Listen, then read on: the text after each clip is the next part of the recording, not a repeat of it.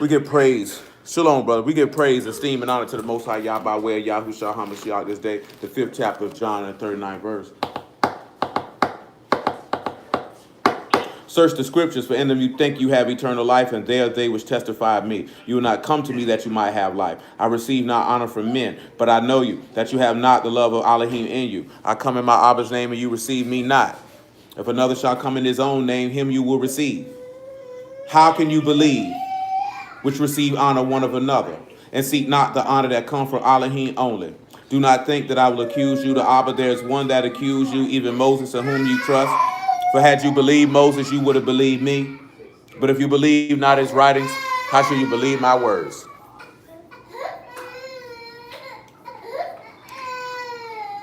I just something came in my head. That's like how I'm gonna sit back and do this here. How do I want to do this right here? Very well. Very well. What is the honor that comes from Elohim only? Well, he might need to mute his phone. You talking to me? Yeah, there's somebody got some noise. I don't know if Kira on there with you. No, I just say you might have to mute your phone. Mm-hmm. Who knows what the honor of Elohim is? I got all night. He said this person in the world. Okay. I got all night. I'm talking about, what's the point of asking questions? Niggas sit and look at me stupid. That's why I don't be wanting to ask nothing, because don't nobody say nothing. You know what I'm saying? I don't understand the point of that. That's something y'all should readily be able to answer. I don't know how that nigga come from all his Moses being raised in the dead and the son. And that's the answer to the question. Is to be made to become his son. Period. I mean, this other day, right? You know, you started out as the Israelite, right? Then you found out, you know, we supposed to be Yahudim, and we still are. But now you have to move to the last step. And the last step is becoming the son of Elohim. Let me see your book, because I ain't got it in this one. 1 John 3 and 1.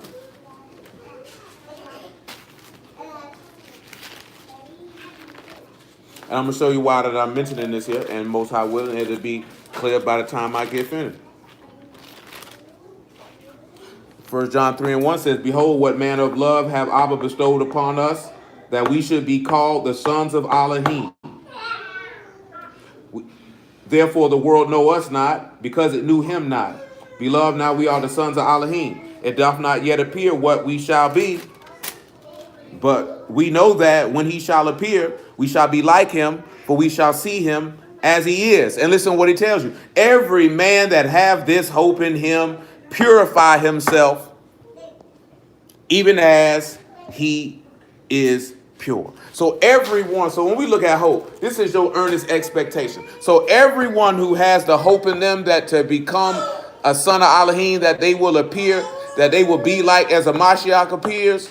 Hold on, matter of fact, hand me that Bible. Hand me that Bible. I'm sorry, forgive me. Hand me that Bible. I ain't finished with that yet. I'm going to read it again. Behold, what manner of love Abba hath bestowed upon us, that we should be called the sons of Elohim. Therefore the world know us not, because it knew him not. Beloved, now we are the sons of Elohim, and it doth not yet appear what we shall be.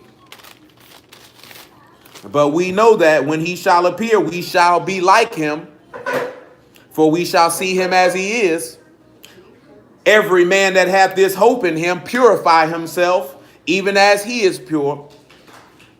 Whosoever commits sin transgress also Torah, for sin is transgression of Torah.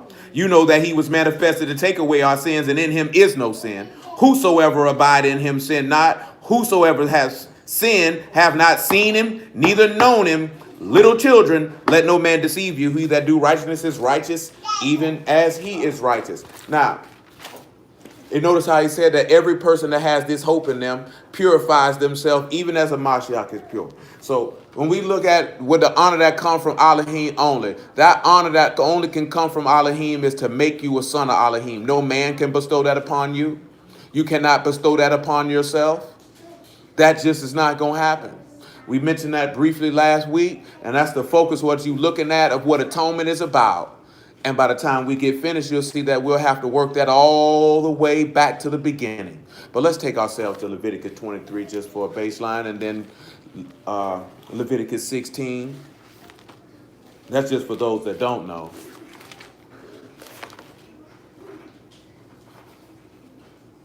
Just for those that don't know.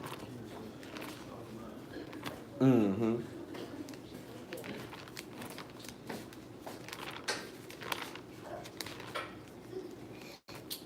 Man, I didn't even realize that was over there. That electrical outlet. Leviticus chapter 23, verse 26. Leviticus 23, verse 26.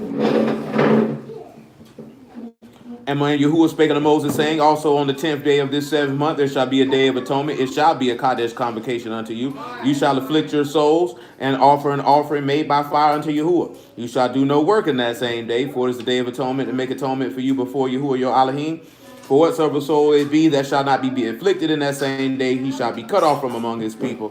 Whatsoever soul if it be that do any work in that same day, the same will I destroy from among his people. You shall do no manner of work. It shall be a statute forever throughout your generations and all your dwellings. And it shall be unto you a Shabbat of rest. You shall afflict your souls in the 9th day of the month at even. From even unto even shall you celebrate your Shabbat. So nevertheless, just mention that for anybody who like, why are we doing this? Why is it there? I'm not going into great detail about it. Nevertheless, hold off on Leviticus 16. Let's just take ourselves straight to Isaiah 33 and let's just get on to the point. Because I'm going to have to work Leviticus 16 in and out for what I got anyway. So it don't even make no sense to start there. The first verse of the 33rd chapter of Isaiah. Most High willing, we're going to navigate the entirety of this chapter. Hey, Mari, put the chair on his feet and sit in it. Now place your butt in it. Don't look at me, place your butt in it. Sit down. Yeah, there's a second witness for that. We appreciate your cooperation. Say, woe to thee that spoil. Thou was not spoiled, and deal treacherously. And they deal not treacherously with thee. When thou shalt cease to spoil, thou shalt be spoiled. And when thou shalt make an end to deal treacherously, they shall deal treacherously with thee. Now, just to keep that simple, we've been dealing treacherously with Yah the whole time. So because we dealt treacherously with him, that takes back to what we were talking about last week. That's why the Gentiles came and pulled you up out of that land. And he let them deal treacherously with you. See, remember what he told you in Leviticus the 26th chapter. When you want to walk contrary to him, then he's going to walk contrary to you.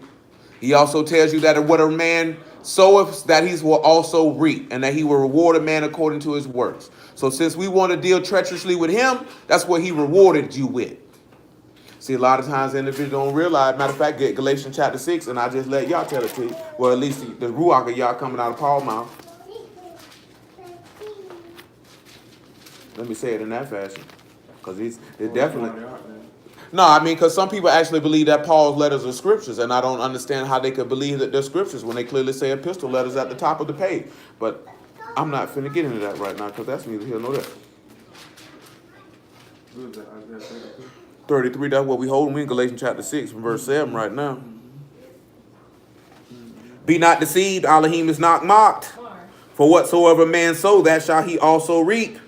For he that sowed his flesh shall of the flesh reap corruption. But he that sowed to the Ruach shall the Ruach reap everlasting life. So again, why is that important? What did we just talk about last week? About Elohim sowing with Jezreel. Sowing a good old word in the ground.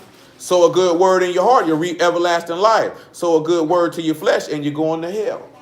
You know what I'm saying? A lot of people don't sit back and realize that. We just had a conversation the other day, and I'm going to tell you this here because somebody else asked me this here too.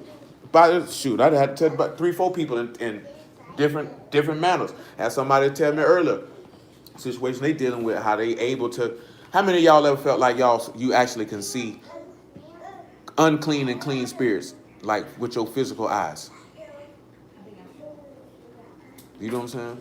I wouldn't die because I can't tell nobody what they seen. You tell me that what you saw, I believe.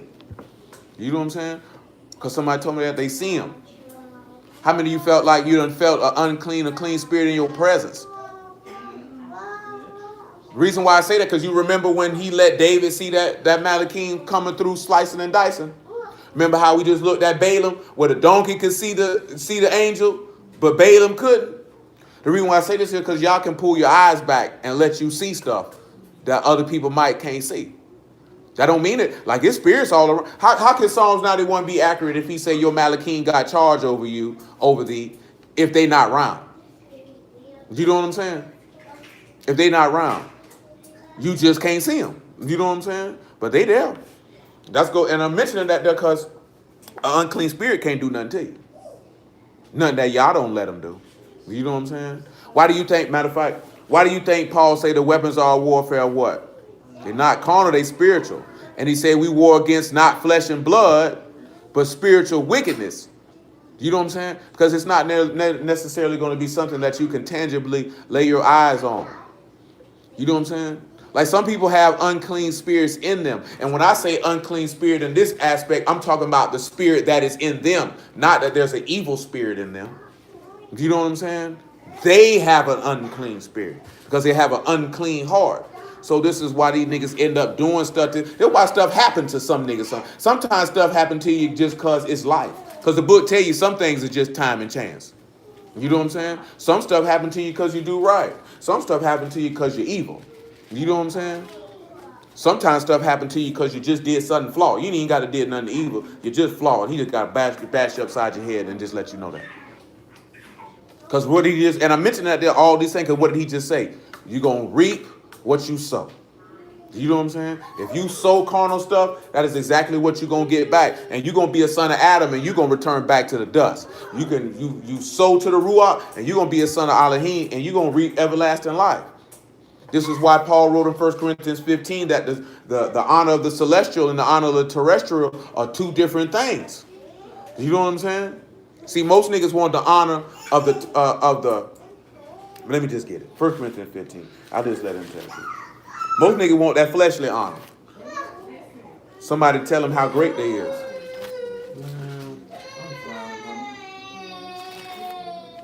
I'm sorry, 6 or 7. Mara, go to bed. 1 Corinthians 15 and 38.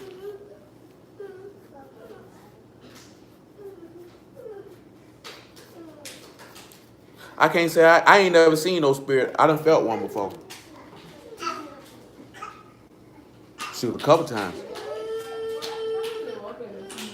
One was one I perceived to be of Yah, and the other one was of the adversary. Because that's when I was young, and that's what niggas call talking about demons riding you back of my homegirl. Just say, I rebuke you in the name of Jesus, and they'll go away. Because I had never experienced nothing like that. I was like, what, 18 years old? I had never experienced. No, I was 19 years old. I had never experienced nothing like that.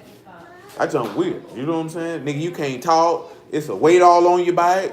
You know what I'm saying? Like, you can hear yourself talking, ain't no word coming out. I'm like, I know the nigga hear me in here. But yet no one comes. Oh, no, I was wide awake. I was definitely wide awake. Jump, make your heart. They call it sleep paralysis. That's what they call it. There ain't no doggone sleep paralysis, nigga. But when you have paralysis, you can't feel nothing. You feel every bit of that. They're gonna do feel like you suffocate. Like you get smothered. Yeah, and me knowing the word now, I knew that whatever spirit that was, they could only do that because y'all let them do it. You know what I'm saying? I want y'all to just understand and know that too, right? Because I just been seeing people arguing about that. Boy, the devil can't do nothing. Y'all know what he told you in John 19. You wouldn't have no power against me except it was given to you from on high. We can't turn around and be running up on, we don't say none of y'all run up on nobody, but people just sit back and scream, he doeth good and he doeth evil. He do all these things and then think the devil got power. He can't do nothing that y'all don't let him do. Some stuff could be for your purging. Some stuff could be for your destruction. How you live is the determination of what that is for, to be quite honest.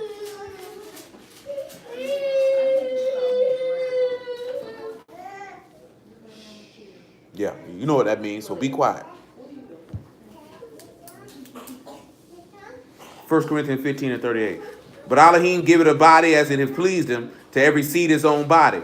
All flesh is not the same flesh. There's one kind of flesh of men, and another flesh of beasts, and another of fish, and another of birds. There are celestial bodies and bodies terrestrial.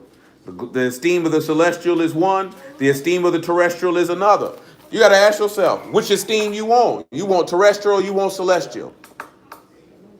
Because most niggas want terrestrial esteem. Terrestrial is of the world. Celestial is of heaven. You know what I'm saying? That's when you hear, that's if you ever see a movie and they be like, those are celestial beings. That means they're heavenly beings. So you got to ask yourself that question. You want to be flesh or you want to be spirit? You want to be a son of Adam or you want to be a son of Elohim? That's what you got to ask yourself, because that's basically what he's saying. And he's going to make that clear in just a moment. There's one esteem of the sun, another esteem of the moon, another esteem of the stars. For one star different from another star in esteem. So also is the resurrection of the dead. It is sown in corruption, it is raised in incorruption. It is sown in dishonor, it is raised in esteem. It is sown in weakness, it is raised in power. It is sown in natural body, it is raised a spiritual body. There's a natural body and there's a spiritual body. And it is written, the first man, Adam, was made a living nephash, and the last Adam was made a quickening ruach. See, the first one ain't got no life in it. The second one do. This is the honor that comes from Elohim only. Only Yah can bestow that upon you. But you know why we didn't get it? Because we dealt treacherously. So because you want to deal treacherously, he let you be spoiled. That's why them crackers kill you dead in the street. Don't nobody care. Because you were killing Yah dead in the street and you didn't care. You know what I'm saying? You were around here naying after your neighbor's wife. You were telling lies. You know what I'm saying? You were slandering. You were worshiping idols. You know what I'm saying? You forsook his appointed times. You broke his Shabbats. And then you think he's supposed to bless you after that? I'm talking about the people as a whole, not individual. You know what I'm saying? And we ain't talking about curses as forth of being exiled. We talking about the man got to come see you. He got to come see you. And he done came and seen us. Isaiah 33:2. He done came and seen us. But look what they say in the midst of that after getting bust upside their head. Look at their statement. He said, "O Yahuwah, be gracious unto us. We have waited for thee. Be thou our arm every morning, our salvation in the time of trouble." At the noise of the tumult, the people fled. At the lifting up of thyself, the nations were scattered. And your spoil shall be gathered like the gathering of the caterpillar. As the running to and fro of locusts shall he run upon them. So what is he telling you when he makes this statement? At the noise of the tumult, the people fled. Well, I'm going to deal with it, and I'm going to just deal with it in the order that it's in. Let's look at him dealing with the people fleeing at the sound of atonement. Revelation chapter 6.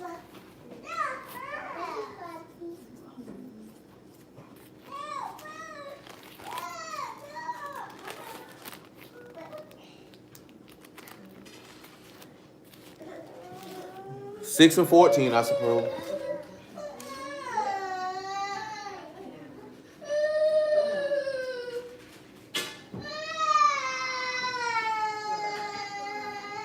And Shamahim departed as a scroll when it is rolled together, and every mountain and islands were moved out of their places.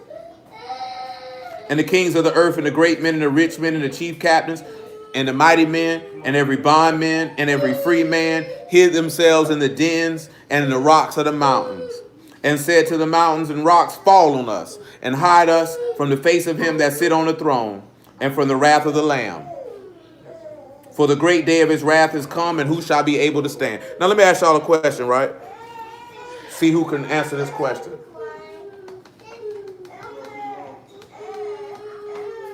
Is Elohim going to make a sacrifice at his return? What is he sacrificing? He's sacrificing wishes, maybe. And who is he feeding that sacrifice to? The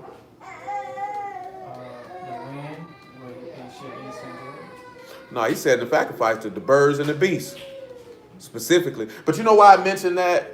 Because you know what they're going to be an atonement for? For the blood that they have shed. Remember what it says in Ezekiel, not Ezekiel, but Revelation 18, that inside Babylon, and it says it in Jeremiah 50, it's the blood. Let me just show it to you. Jeremiah 50. I want to show you, because if we dealing with them running from the atonement, we got to sit back and see where y'all got to atone for a little bit of blood. You know what I'm saying? Just a little bit of blood. Then he got to atone for the blood they shed of his. See, we just keep on going in many different ways. See, we just ain't going to go with the regular atonement stuff, though I got some regular atonement stuff. Oh, no, we're going to show you he going to atone two different ways. Wouldn't it, ain't it right that he had to have to atone? You want to shed? What does the law say? You shed man's blood. Guess what? By man, your blood got to be shed. This is why Peter told you ought to repent, because the time of restitution is near. Because you ain't got to rush a nickel to pay this man. This man don't want your cars. This man don't want your clothes. He don't want your money. He don't want your titles. He wants your submission and obedience to his word. And if you don't want to give it up, I'll shed your blood, just like I said my son's blood, because I need something. I need something from you. You can make it light on yourself. Where you going? Jeremiah 50.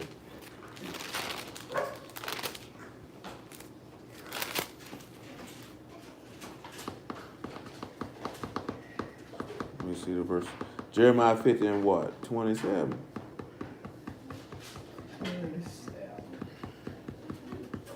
Nah, make it 20. 27 is cool. Matter of fact, make it 25. I still don't see the verse. I'm going to pop up in a second. Oh, yeah. I'm going to do all that. Pray the Lamb.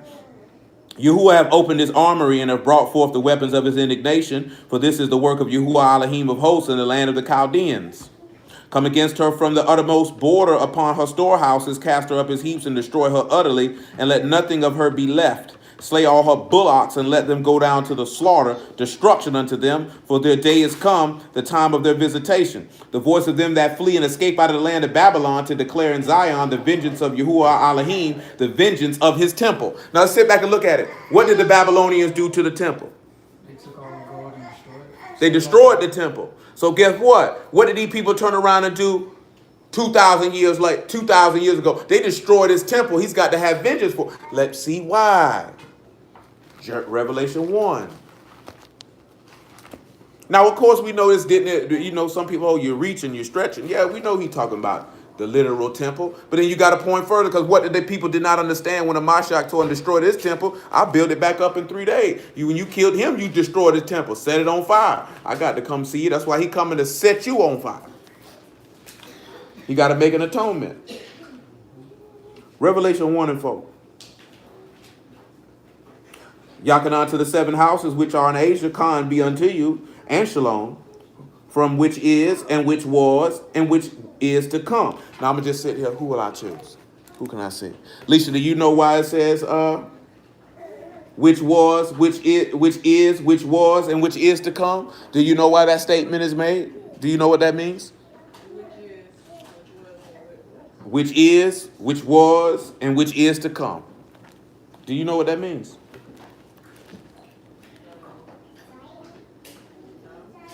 It's cool, because I don't think I ever went over that, but I'm finna do it now. Lee, do you know what that means? Darius, do you know what that means? Shayla, you know what that means? Which is, which was, and which is to come.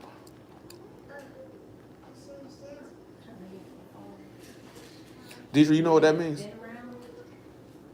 You been around.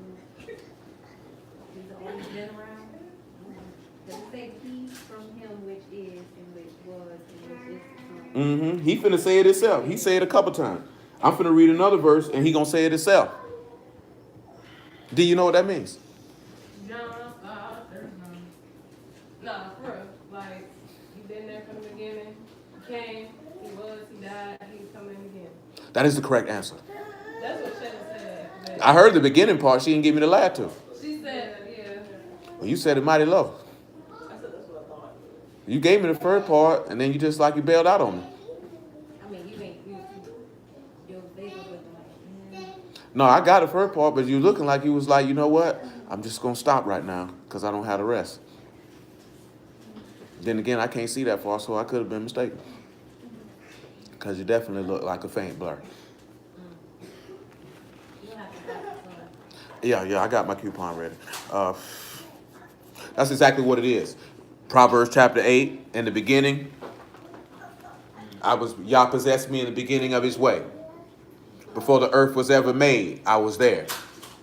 Which was, he manifested, for First Timothy chapter 3 real quick. And clearly, if we're looking at them saying to hide their face from the Lamb, then that is, he on his way. 3 and 16, but we'll make it 3 and 14. 1 Timothy 3 and 14.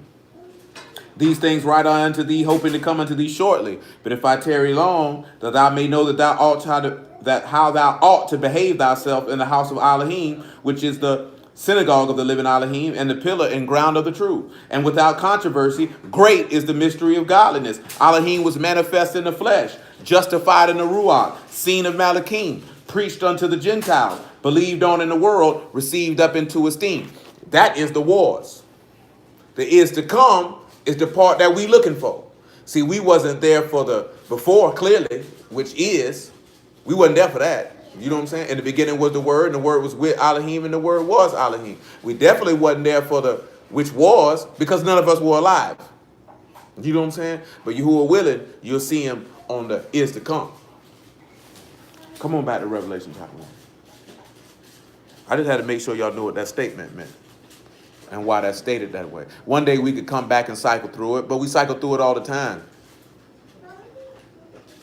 Saya and Malia, y'all need to find somewhere to sit down.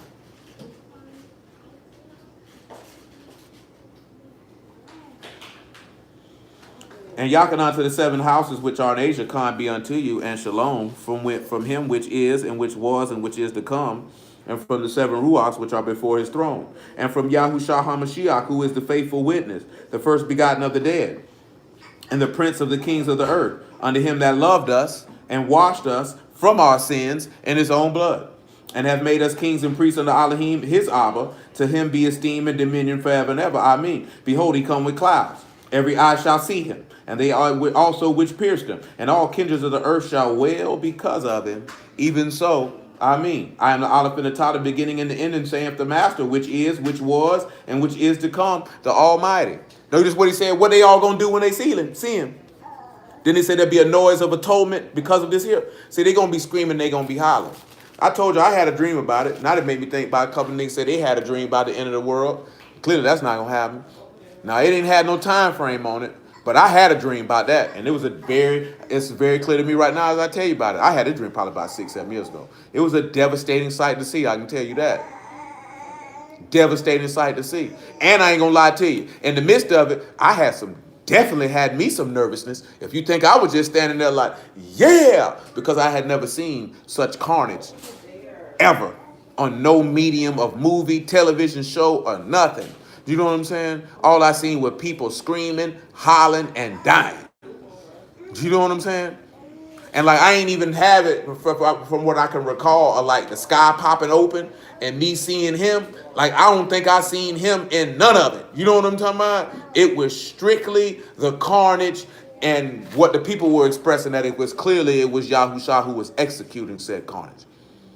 Do you know what I'm saying? Because I'm not going to. Now, my people had a dream about it around that time. That's why we ended up dealing with the harvest and the sickle. Because he was like, I had a dream with this nigga. He was on a cloud. He was on a cloud with a sickle in his hand, killing niggas. I said, oh, yeah, that's in the book. You know that's in the book. Where that's at in the book? No, he ain't in there. Not him on a cloud. Not with a sickle in his hand. That's where it's at. Right there, where it's at. I don't care if you know the chapter in the verse. I don't care about that. Just as long as you know where it's at. I don't care nothing about that. We don't need to be that specific. It's cool if you is, but you ain't got to be that specific. That's what it said in Revelation 14. Seen him with a cloud, with a crown on his head and a sickle in his hand. Told the angels the harvest is ready. And then go read. Say it right, boy. Go get you some. He went to tread in that wine press. Let's look at it because we talking about it. I just feel like it. Revelation 14. I can't spend too long on it. 14 and 14. I didn't want to do it because I'm going to Psalms 58, and I've been telling y'all about that verse last week. I like that verse. Revelation 14 and 14. I looked up, and behold, a white cloud, and upon the cloud one sat like unto the Son of Man, having on his head a golden crown, and in his hand a sharp sickle. And another Malachim came out of the temple, crying with a loud voice to him that sat on the cloud, thrust in thy sickle and reap, for the time is come for thee to reap, and the harvest of the earth is ripe.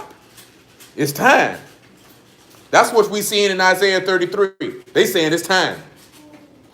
They've been spoiling us because we spoiled you. We dealt treacherously with you. They dealt treacherously with us, but we going to trust in you because you the arm of our salvation, and we going to wait on you. And next thing you know, we hear a noise of atonement and people scattering and fleeing. You know what I'm saying? Because they got to be the sacrifice for the atonement. They got the they're not atone. He's not shedding their blood to atone for us now. Let that be known. He's shedding their blood to atone for them being disrespectful to his son and disrespecting that word. That's what they got to atone for. They got to pay. Drop down, right? Verse 19. Another man and the Malachim thrust in the sickle into the earth and gathered the vine of the earth and cast it into the great winepress of the wrath of Elohim. And the winepress was trodden without the city, and blood came out of the winepress even unto the horse bridle by the space of 1,600 furlongs. Psalm 58. And then we'll go back to Jeremiah 50.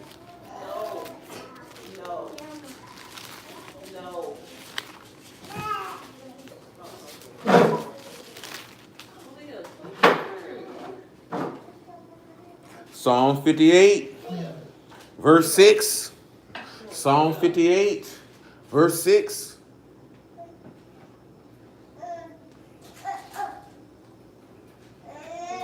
Break their teeth, O Elohim, in their mouth.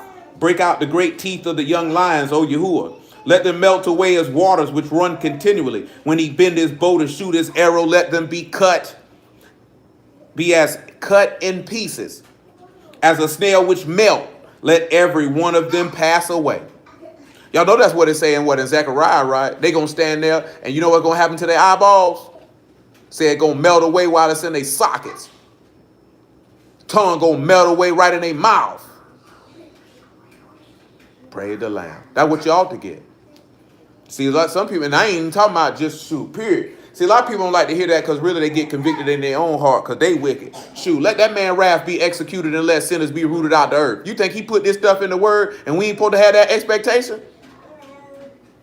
Because by the time we get to the end of this chapter, we going to see that. We supposed to have that expectation. Let them niggas get up out of here.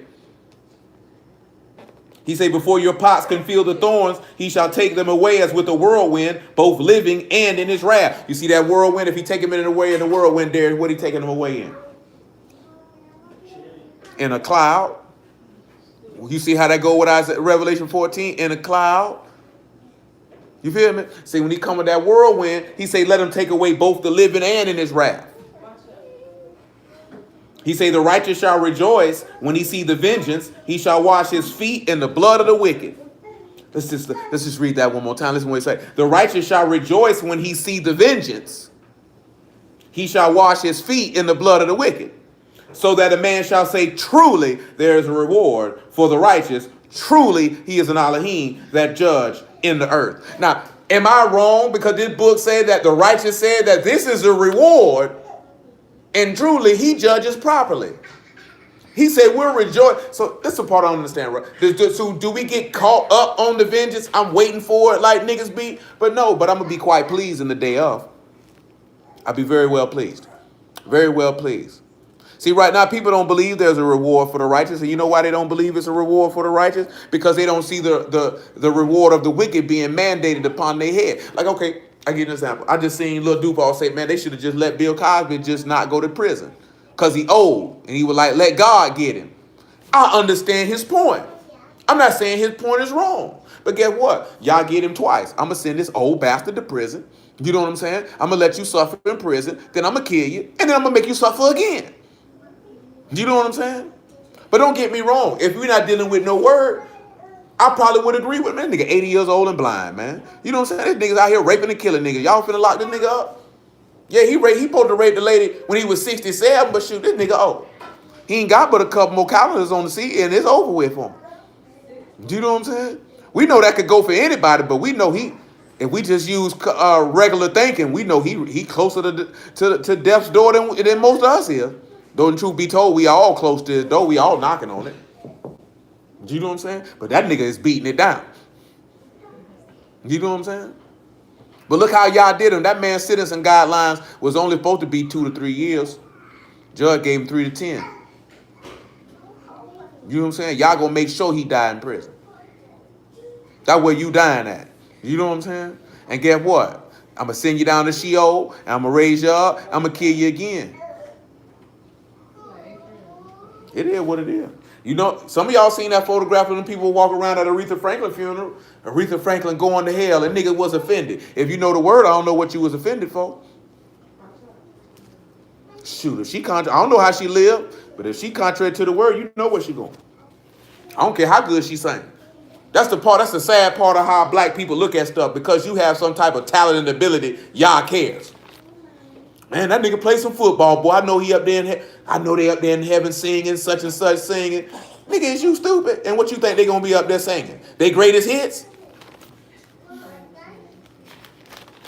So y'all nigga really think Aretha Franklin's up there with y'all singing R-E-S-P-E-C-T? Natural woman. He gonna naturally tell you get out of here, faith. You think about that. Why would y'all want to hear natural woman? You know the only songs y'all want to hear in his presence? Songs esteeming him. You don't want to hear no natural woman from this. You think Michael Jackson up there singing Thriller? That's what nigga think. That's what nigga think. Yeah. Yeah, they think they thugging in hell. They don't be thugging all right. Nigga think what you think, Pac up there spitting with Big? They having a freestyle cipher in front of Peter them? That's what you think. Boy, that's Roman theology, boy. You better leave that stuff alone. That's a lie. Jeremiah 50. That's a lie. That ain't true. But guess what though? But that's how black people think. He's scoring touchdowns in heaven now. Y'all like that joke always tripped me out. Like, God got us on this game. Why you think this man concerned about the outcome of a sporting event? That man don't care nothing about that. They ain't got nothing to do with it. And the reason why I say they ain't got nothing to do with him, because it's not a part of his will. But it's certain stuff that happened to individuals in that game could be a part of his will. It's a lot of players who done had injuries who he didn't want playing football because he wanted them to deal with the word. It's a nigga who played for the Jaguars, regardless of whatever doctrine he followed, he in the word right now. That nigga Aaron Ross. You know who that is? He played quarterback? Yeah. Nigga in the word right now. It's a lot of them. It's a couple of NBA players. I mean, they weren't they ain't no headliners. Yeah, you know what I'm saying? You don't never know what he had. You don't never know why certain people have injuries. You know what I'm saying? This, that, then, the third. Their career flame out. Because they might not be what they supposed to be doing. Where we at? Verse 28 of Jeremiah 50. I got to crank it up a notch. The voice of them that flee and escape out of the land of Babylon to declare in Zion the vengeance of Yahuwah, our Elohim, the vengeance of his temple, to all together the archers against Babylon, all ye that bend the bow, camp against it, round about, let none of them thereof escape, recompense her according to her word, according to all that she's done, do unto her, as she have been proud against Yahuwah and against the Kadesh one of Yasharal. Therefore shall her young men fall in the streets, and all of her men of war shall be cut off in that day, saith Yahuwah. Behold, I am against thee, O thou most proud, saith Yahuwah Elohim of hosts. For there is come the time that I will visit thee, and the most proud shall stumble and fall, and none shall raise him up, and I will kindle a fire in the cities, and it shall devour all round about him. Thus saith Yahuwah of hosts, the children of Yasharal and the children of Yehudah were oppressed together, and all that took them captives held them fast, and they refused to let them go. Notice when he said all them. So he is not referring to one singular group of people that have us captive. Them is plural. So that means it's multiple people got you captive, and they don't want to release you. Their Redeemer is strong. Yahuwah of hosts is his name. He shall thoroughly plead their cause, and that he may give rest to the land and disquiet the inhabitants of Babylon. It might be Jeremiah 51 of what I got or what I want.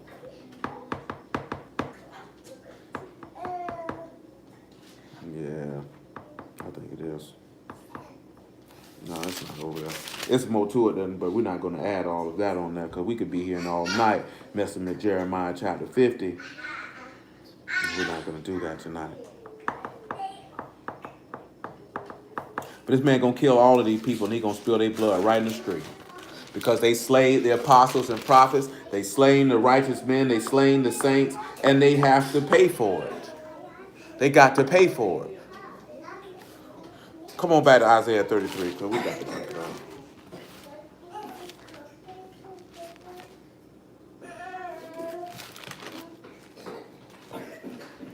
When we look at verse 4, right? And it tells you that their spoil shall be gathered like the gathering of a caterpillar, As the running to and fro of locusts shall he run upon them. That spoil, you're going to get the riches. The riches. The riches of the world is what he's referring to here. Verse 5, Yahuwah is exalted, for he dwell on high. He hath filled Zion with judgment and righteousness.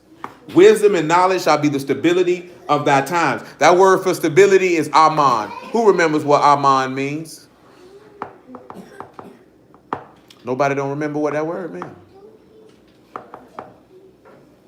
Don't look it up. You cheating. I know it. I'm be mad. She over there cheating. She using her crib notes. You know what Aman means?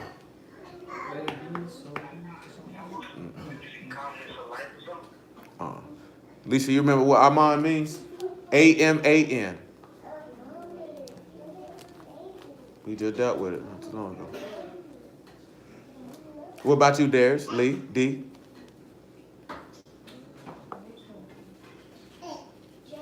It means faithfulness, firm. Another word for faith. So he say wisdom and knowledge is the faith of your time, or your firmness of your time. And the strength of salvation. You see this here? So wisdom and knowledge. Wisdom is the skill of war. Yahushua has been made wisdom unto us. The knowledge of the son of Elohim is your faith and is the strength or the power of your salvation. Because the reason why I mentioned that about seeing the spirits, because when people when they see the bad ones, they pray instantly. Do you know what I'm saying? So you have to sit back and you got to look at this here, right? Because the book tells you in James, the epistle of James, that if a person is afflicted, they ought to pray. This is another reason why the book tells you about confessing your faults, because then you can pray for one another and you can be healed. See, a lot of them want to know, okay, what pathway do I take to be able to overcome this or overcome that or overcome this? The first thing that you would need to do is pray and fast, more than likely. You shouldn't be waiting for the Day of Atonement to fast. Do you know what I'm saying? A lot of times you need to fast in order to gain clarity. But remember, when you fasting, you ought to be praying the whole day because you're seeking Yah's face. It don't make no sense to fast and then you ain't praying at the same token. You know what I'm saying? But then also it's the point of you have to divulge whatever it is that is afflicting you. If you're not divulging whatever it is that you're afflicting you and you think you could just keep it on the inside and that's just going to assist in the quelling or quenching of said desire or said affliction, you only setting yourself up for a fall. Do you know what I'm saying? This is why it tells you in Job that you're supposed to stick like the scales on that great sea beast, where no air come into it. That's why the word tell you in Corinthians about if one mourn, they all mourn. If one's joyous, they all joyous. This is why James wrote that. Confess your faults one to another and pray for one another that you might be healed. See, I done told y'all this before. Nigga don't do it because nigga shamed or you don't want nobody to know. You know what I'm saying? And then you're going to be dealing with the same affliction and same problem for years. What he's really talking about doing when he says this, sit down, and sit down. Well, you can't see. You don't understand yet. But sit down. What he talking about is what we were discussing when we were discussing about mental health. Because that's all therapy is. You're confessing your faults or you're trying to find out whatever suppressed emotions or traumas that you had going on so you can understand them. And that's all the word is telling you to do the same thing. We're everybody doing it together. The reason why people don't want to do it because don't nobody want to let nobody know that what I'm dealing with. Do you know what I'm saying? You don't want nobody to know, which don't make no sense to me. So, but it do make sense to me. I know people don't want nobody to know because you think somebody gonna talk about you, or you don't want nobody to look at you differently. You know what I'm saying? Or you don't trust them, or you really don't want to be healed and you like your pain. You know what I'm saying? And you like to dwell in your pain. Or you like to dwell in your desire, which is contrary to Elohim. Or you like to play the victim because it gets you the attention that you desire. Do you know what I'm saying? But that's why he tell you that. When you look in the word, also when you look in the word in many instances, people confess, and they, of course it was sin for the most of the time. They did it openly in front of people. Do you know what I'm saying? It wasn't this didn't happen. And it was that's just how it operated. See, now we live in a time that if somebody got to confess openly, nigga feel like it's a person. Then what's the first thing? You know where you get that from? He's your personal Lord and Savior, Jesus Christ. That's where people get that from. So they hit you with that mind. That's between you and God. Do you know what I'm saying? But that the book never showed that ever. What Saul went through, was that between him and Yah, or did Yah let that be known openly? When David did what he did, was that between him and Yah, or did he let that be known openly? What Solomon did, was that between him and Yah, or did he let that be known openly? What about Absalom? No. Like, we could go on and on. What about Manasseh? What about Asa? What about Amaziah? He let all of that be known openly. What's the other king? He's escaping my name right now. That got took up out of Babylon when we left. Let it be known openly. When have you ever seen Yah say that's just between you and me? Like, think about that. Because we talking about the Day of Atonement. When is anybody who did anything contrary where it was between, what he told Eli? I'm going to kill both your sons, nigga. But that's just between you and me. He didn't even let that be known. He told Samuel, you tell him I'm going to kill him. And he let the king of Babylon kill Zedekiah's sons in front of him. In front of him. You never see that. You won't see that. What he told? Did he tell Ahab what he was going to do to him? That's just between you and me. That's not how he operated. He never operated like that. You know what I'm saying? But you know why we believe he operate like that? Because that's what people done told us. So when it come down to that you need to confess something so you can be healed, we take it as that's between me and him. That's not how it works. Isaiah 33:7. Behold, their valiant ones shall cry without, the ambassadors of Shalom shall weep bitterly. The highways lay waste, the wayfaring man ceased. He had broken the covenant, he despised the cities, he regarded no man. We don't need all that because we read it last week. Come on over here to verse 15. We'll read verse 14. Let's go ahead and get into the Isaiah 33 and 14. We never left Isaiah 30. Yeah, that's why I mentioned that with them spirit, because, yeah. If you got stuff going on, I'm talking about that. Yeah, you got like this here. I'll tell you, first thing you ought to do is pray. That's the first thing you ought to do. On the spot. Ain't no hesitation. That's the first thing you ought to do. You feel any manner of affliction in any type of in your life period, boy. That's the first thing you ought to do. Seek his face. If the prayer ain't enough, throw a fast on top of it. The sinners in Zion are afraid. Fearfulness have surprised the hypocrites. Who among us shall dwell with the devouring fire? Who among us shall dwell with everlasting burnings? Listen to what he tells you. He that walk righteously and speak uprightly, and that despise the gain of oppressions, that shake his hands from holding of bribes, that stop his ears from hearing of blood, and shut his eyes from seeing evil. He shall dwell on high. His place of defense shall be the munitions of rocks. Bread shall be given him. His waters shall be sure. Listen what he tell you, right? We already know what it is to walk righteously, right? What is it? 1 John? 1 John chapter 2, right? Oh, that's definitely not it. I definitely grabbed the wrong page. Maybe that's it. And it is. And it is. And it is. 1 John chapter 2, right? Or verse 4. 1 John 2 and 4. He that say, I know him and keep not his commandments is a liar, and the truth is not in him. But whoso keep his word, in him truly is the love of Elohim perfected. Hereby we know that we are in him. He that saith he abide in him ought to himself also to walk even as he walked. So when we turn around and we see about he that walked righteously, we seeing that we walking in Hamashiach.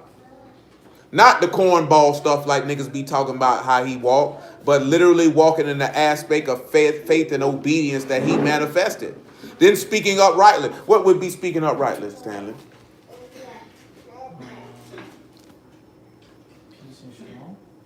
That's simple enough. Don't overthink it. Speaking uprightly is speaking the things that's right by according to the word of Yah. You know what I'm saying? Like, if a nigga say something out of his mouth, just so you know, like, but that's some flawed junk that nigga just said. A flaw. He ain't speaking uprightly. And you supposed to let that nigga know that too. You supposed to, I'm dead serious though. You supposed to let, boy, that wasn't cool. That wasn't cool. What is you doing?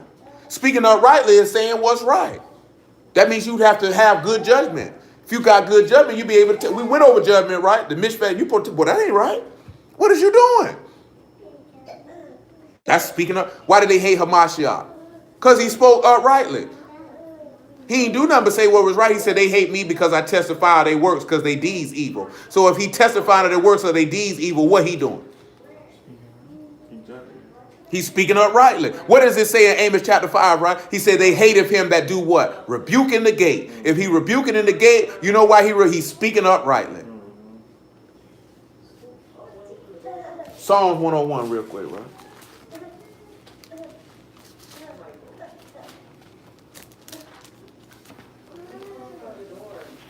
See, I might joke about it, but it's really why I ain't really got no whole bunch of friends no more.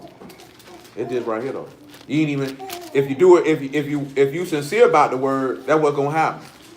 I talked to one of my childhood friends about that. That nigga said that, that nigga said, boy, elevation require isolation. The nigga said, well, I'm proud of you because it is what it is. If you really start dealing with the word, you have to start shedding the evil people. Shoot, you might have to shed some evil people in the word. Be quite honest. Psalm 101 and 3. I'll give you verse 1 because verse 2 needs to be heard. We done read it before, but I'm going to read it to you again. I will sing of mercy and judgment unto thee, O Yahuwah, will I sing. I will behave myself wisely in a perfect way. O when wilt thou come unto me? I will walk within my house with a perfect heart. I will set no wicked thing before my eyes.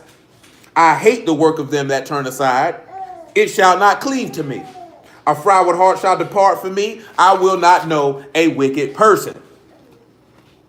Come on back to Isaiah 33. He said, I won't know a wicked person. And do you see how he said that? Because I'm not shaking nobody's hands from holding bribes. I'm stopping my ears from the hearing of blood. You know what that means when you stop your ears from the hearing of blood? You know what that really means? Now, he talking about like actually killing an innocent person. But you can stop your ear. I don't want to hear nothing about your sins, cuz. You know what I'm saying? He say, when sinners entice thee, what? Consent thou not. What does the law say? There what will be upon them? Don't come at me with that stuff, cuz.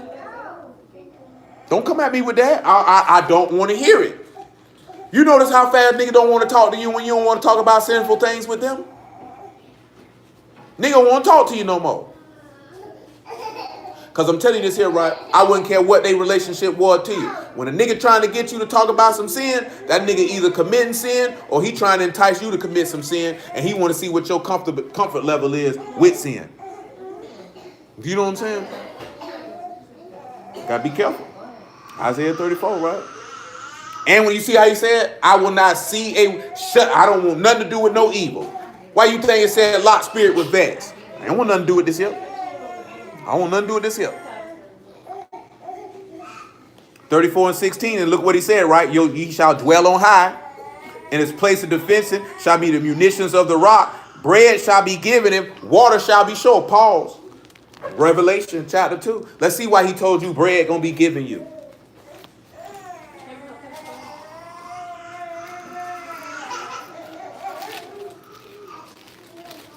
Doing all that crying, little Shirley.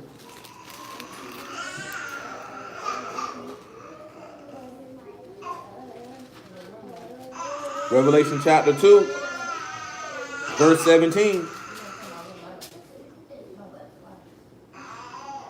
He that have an ear, let him hear what the Ruach saith unto the houses. To him that overcome will I give to eat of the hidden manna.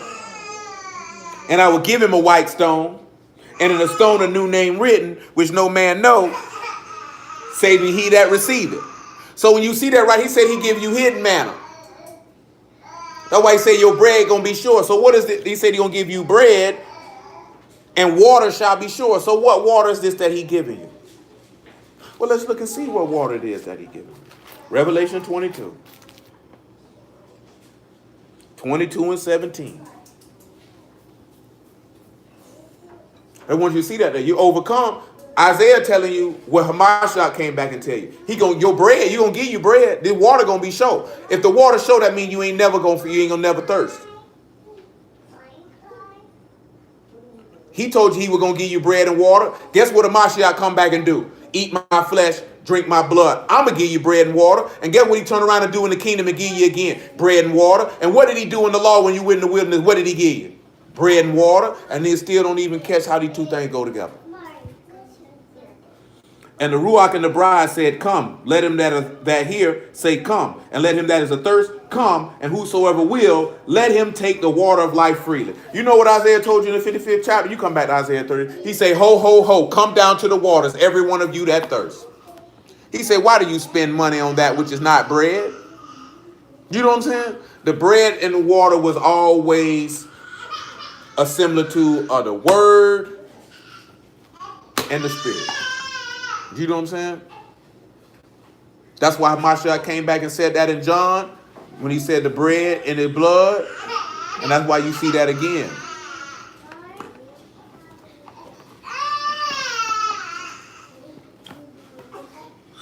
When you see that you dwelling on high, you dwelling with the master. You dwelling with Elohim. Verse 17. But this is why we looking at what we looking at tonight. Praise Yah for it. Excuse me. Thy eyes shall see the king in his beauty.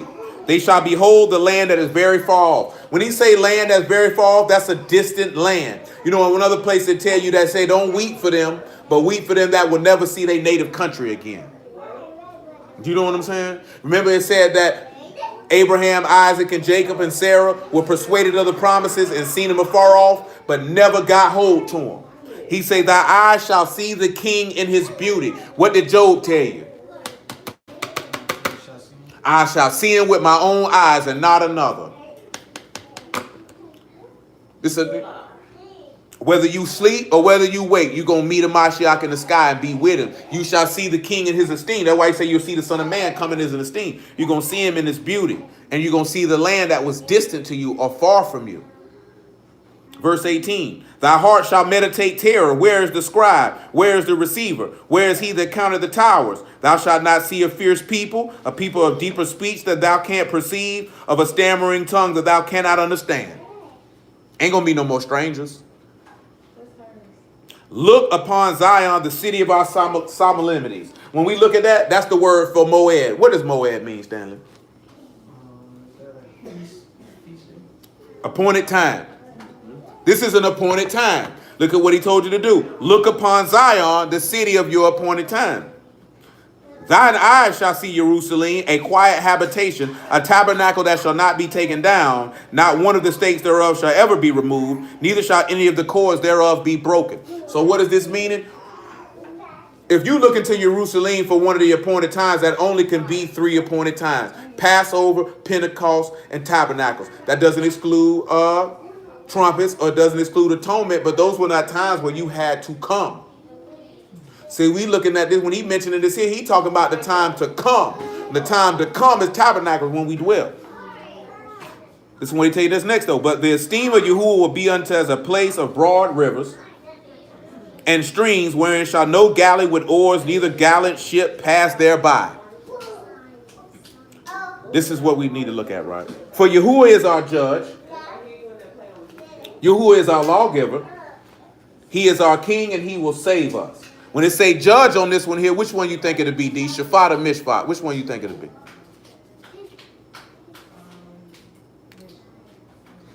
What you think it'll be, Stanley? Mishpat. What you think it'll be, Will? For judge on this one, would it be Mishpat or will it be Shaphat? Which one would it be?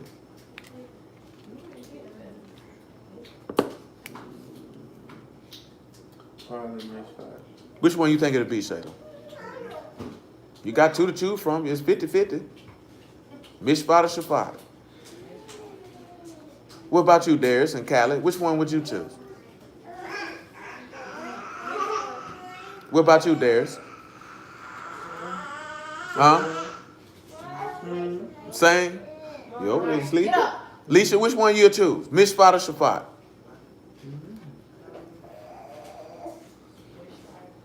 It's Shaphat. Why would you think it'd be Shaphat in this instance? Because remember, if it's got that Shan in it, what he coming to do? Destroy. He coming to destroy. But let's look at why he say this here. Thy tacklings are loosed, and thy could not well strengthen their mast. They could not spread the sail. Then is the prey of great spoil divided, and the lame take the prey. When we look at tacklings, that's pain and sorrow, and it is kabel, and it is Kot, Bat, and Lamar. And when we get that, we see that the leader protects his family. So when we look at this here, this is why it's shafat instead of mishpat, because he ain't doing no talking. You know what I'm saying? He ain't doing no talking. He's consuming. So he's coming to do what? To protect his family, to bring them in this land that we already read in verse 20 would be a quiet habitation. But this is pain and sorrow that he said he would do. But let's look at this one, the next one, right? He said the tacklings are loosed. So when we have loosed, we have not sad, ash. That is leave, forsake, or cast away. So now we have the Son of Eternal Life is going to consume the snake. So when we see that the tacklings are loosed, we're seeing that pain or sorrow or sin is consumed. That's what we're seeing. Now we can go to Leviticus 16.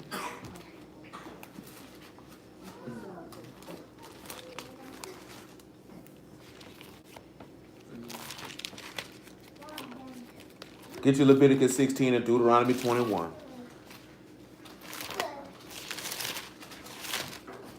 Just hold your Deuteronomy 21.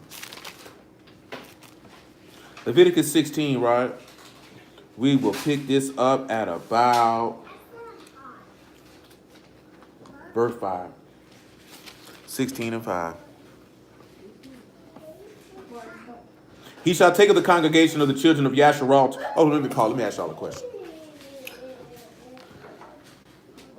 How many of y'all have did the common thing that most brews do when they celebrate atonement and ask for forgiveness for anybody that you did that had you wronged? You know, like you say, if I've done anything wrong to anybody, I apologize. And that. How many of y'all ever done that before? Go pray the line. Do you all know why people do that? Why you think they do that? I heard what you because he was looking like he had something. Well, they misused the contest with Mashiach was saying like in Matthew 6 or something like that, or Matthew 5. No, I've never seen nobody use that. Like bring something to the altar or something like that. No, I can see why you would say I've never seen anybody do that. You know why niggas do that? It's a Jewish custom. That's what the Jewish people do. On atonement, they go around. We got to understand something, right? The Day of Atonement is not about forgiveness between me and you. Now, what you just said is that's what a nigga should do. You shouldn't wait till the 10th day of the 7th month to go seek forgiveness or repentance for somebody you did wrong, because you should have been when and did that.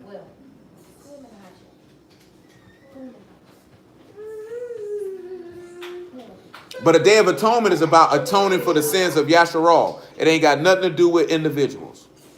It's strictly about the nation. The Day of Atonement is not for us as individuals. It's for us as a people, as a totality.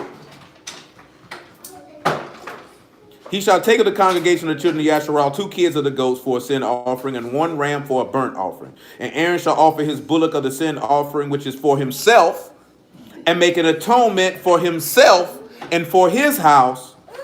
So the first thing the high priest got to do, now the word for atonement is kafar. It means to cover, to purge, to reconcile, to atone for sin. And when we sit back and we look at that, we got kaf, pei, and rosh. And you know what that means?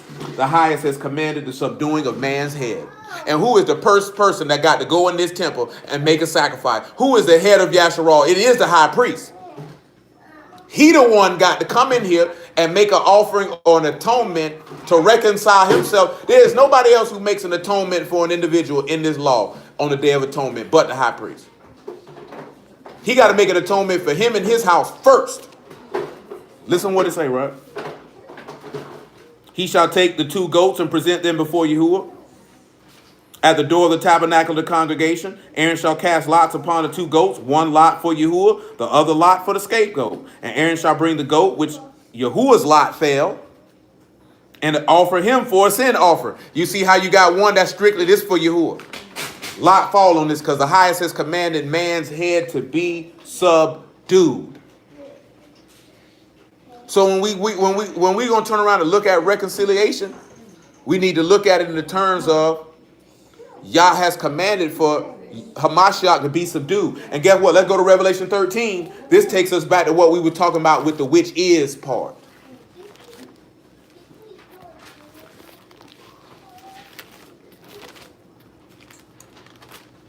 Revelation 13 and what? 8.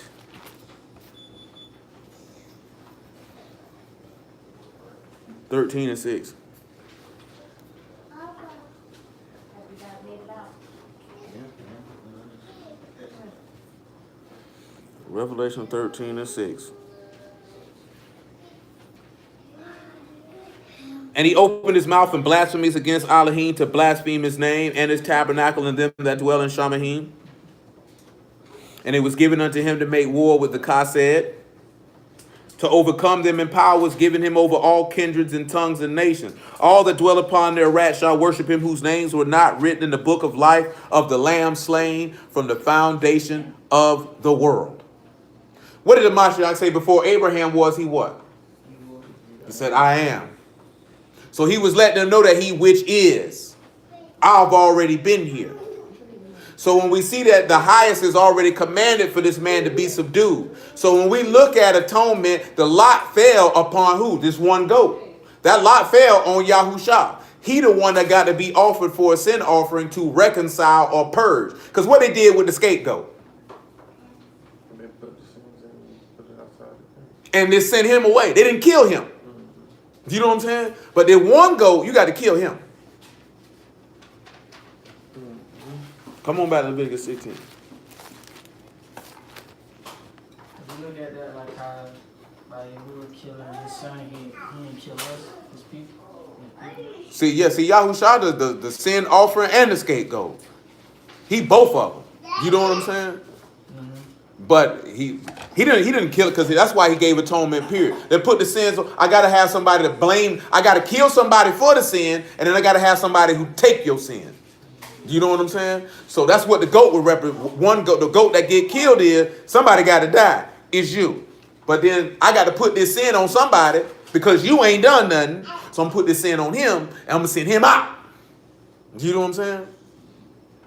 And that's why he say thy tacklings are loose. Because I want you to know something. You know what sin bring? Pain and sorrow. That's exactly what it brings. Yeah, that's what I think about. It was on the children of Israel. No, because I'm talking about the fourth was with the tacklings. Remember the word tacklings? The Kabbalah means pain and sorrow. Pain and sorrow they was getting from the cities, from the. But I'm not even talking about from the cities. I'm talking about living in sin. Living in sin. If you commit sin, sin don't bring nothing but pain and sorrow. That's all it brings. Because remember what Paul wrote when he say, I moved you to repentance with a godly sorrow. Sorrow of the world, work death. Well, what's the sorrow of the world coming from? You committing sin. Like I heard, who was that? Well, listen, I heard Master P say something, right? Master P say rich and depressed don't go together. But you know why a lot of rich people are depressed? Because they thought that money was going to bring them their happiness. And it didn't.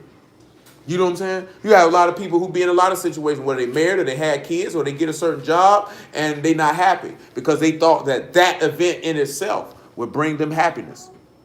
And that's not necessarily the case. Happiness comes from you who are first and then from yourself. You know what I'm saying? Nothing external or outside of you is going to make you happy. But if you living in sin, the book say the way of a transgressor is hard. And if you got a sinful mind, see, a lot of people think they straight because, okay, I ain't doing nothing, but your mind's sinful. So that bring pain and sorrow. You know what I'm saying? You can't have, only way you'll have sorrow is if you were suffering for the word. That's a different type of sorrow. Then that's go back to what we were talking about with joy. Then joy is brought out. Because that's a joy of Elohim. I just seen it do today. Why y'all posting all your congregations? Now the feds gonna find us. I say, nigga, what you worry about them for? If you believe y'all your protector, what you worry about them for? Care nothing about no feds. Don't care nothing about no terrorist watch list, nigga. That's some coward stuff. You know what I'm saying? I say, so you mean to tell me if they locked you up, you wouldn't rejoice because you were counted worthy to suffer for his name? Do you see how people ain't got no faith? So when it go down, these niggas gonna tell. I guarantee you. I don't know how many people in this room, 2, 3 of y'all gonna tell though. Do you know what I'm saying? Straight up and down. Because you ain't built to go to jail. You ain't built to suffer. You ain't ready for that. You ain't ready to go that far. You know what I'm saying? You ain't ready to go that far. You're going to be thinking about, shoot, I can't go to jail behind that nigga. Shoot, I ain't the one preaching nowhere. You know what I'm saying? I can't go behind the jail for this nigga. Shoot. I'm talking about anybody. Shoot. That nigga got to shoot. I can't go.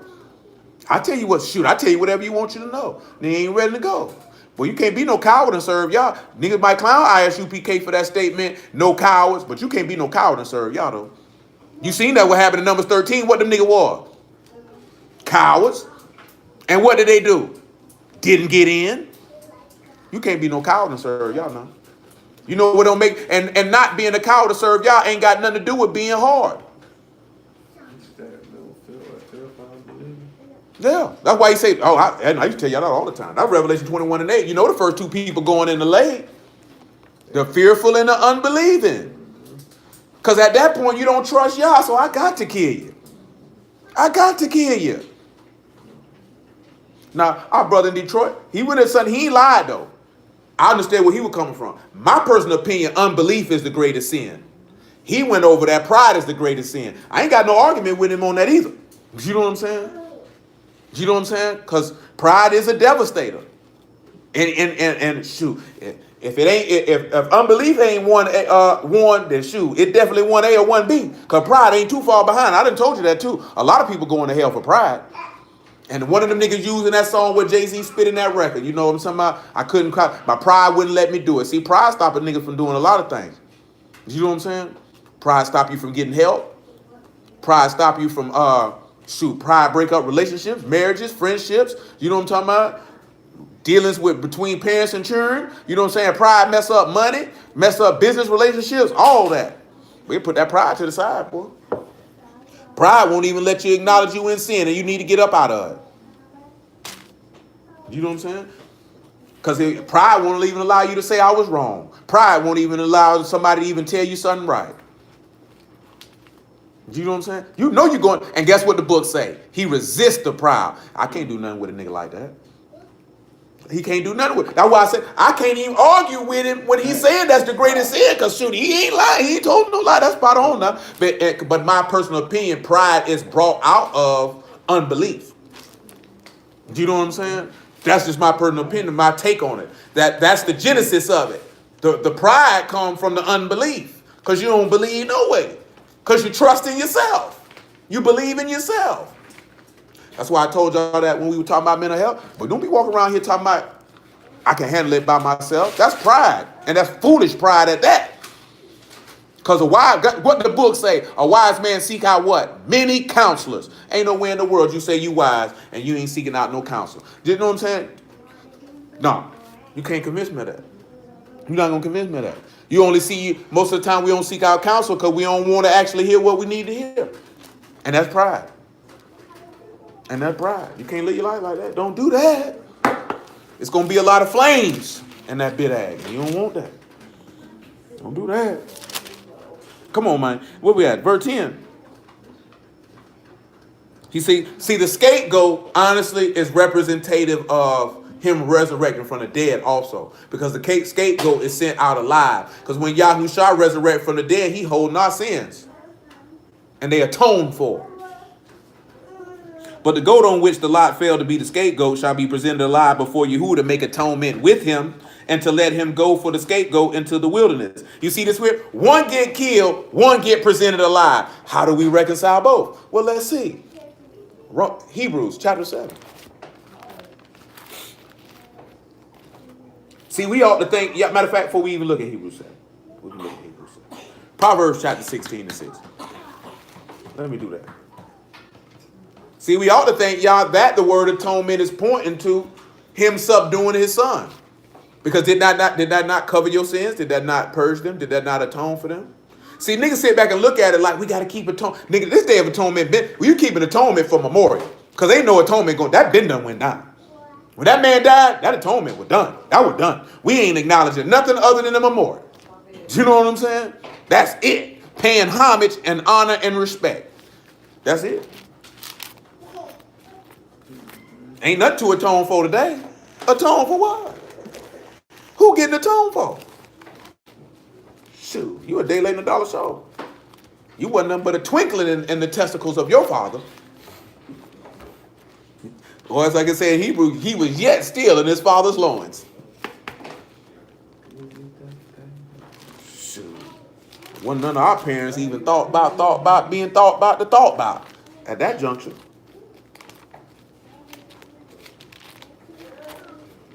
Shoot, man. I don't know how. Sometimes, boy, I be right. I be like, boy, you know a nigga really is alive. Do you know what I'm saying? I read something the other day. They were like, before you born, you just roaming around in a spirit world or something. Nigga was talking about. I don't know what these people get. I don't know nothing about this here, but all I know is like, boy, nigga really alive. And niggas around here playing with their lives. I can't play with mine. He say, by mercy and truth, iniquity is purged. And by the fear of Yahuwah, men depart from evil. That word purge is that kafar, the word for atonement. Now, I'm going to see where you at. Mercy and truth is iniquity purged. What that mean, sir? What that mean? Mercy and truth, iniquity purged. What that mean? I want to see if somebody know what it means before I pull it out. Pause. Mercy and truth. Mercy and truth is iniquity purged.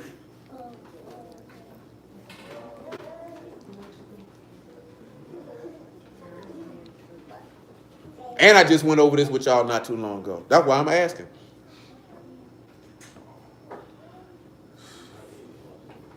Through your faith, that's what the truth is. We talk about the truth being the faith and the firmness. So I'm looking at through your belief in Him, He able to show you mercy so that you can be saved. No, that ain't it. You got to answer for that. You got to answer for that. Forgive me if I move quickly because I'm an hour and 15 minutes in. So The truth of Yahuwah, like you said, faith. that ain't it. What about you, Darius? Mercy by mercy and truth is iniquity purged. What does this mean? And we just went over this not too long ago. Just not in this verse though, but we went over it though. Lisa, you got an idea? Zach, you got an idea? Callie, you woke. You look like you're over there not. I'm letting them go ahead and think. Y'all can throw it out. I ain't got time to actually deliberate. I got to move on around the room now.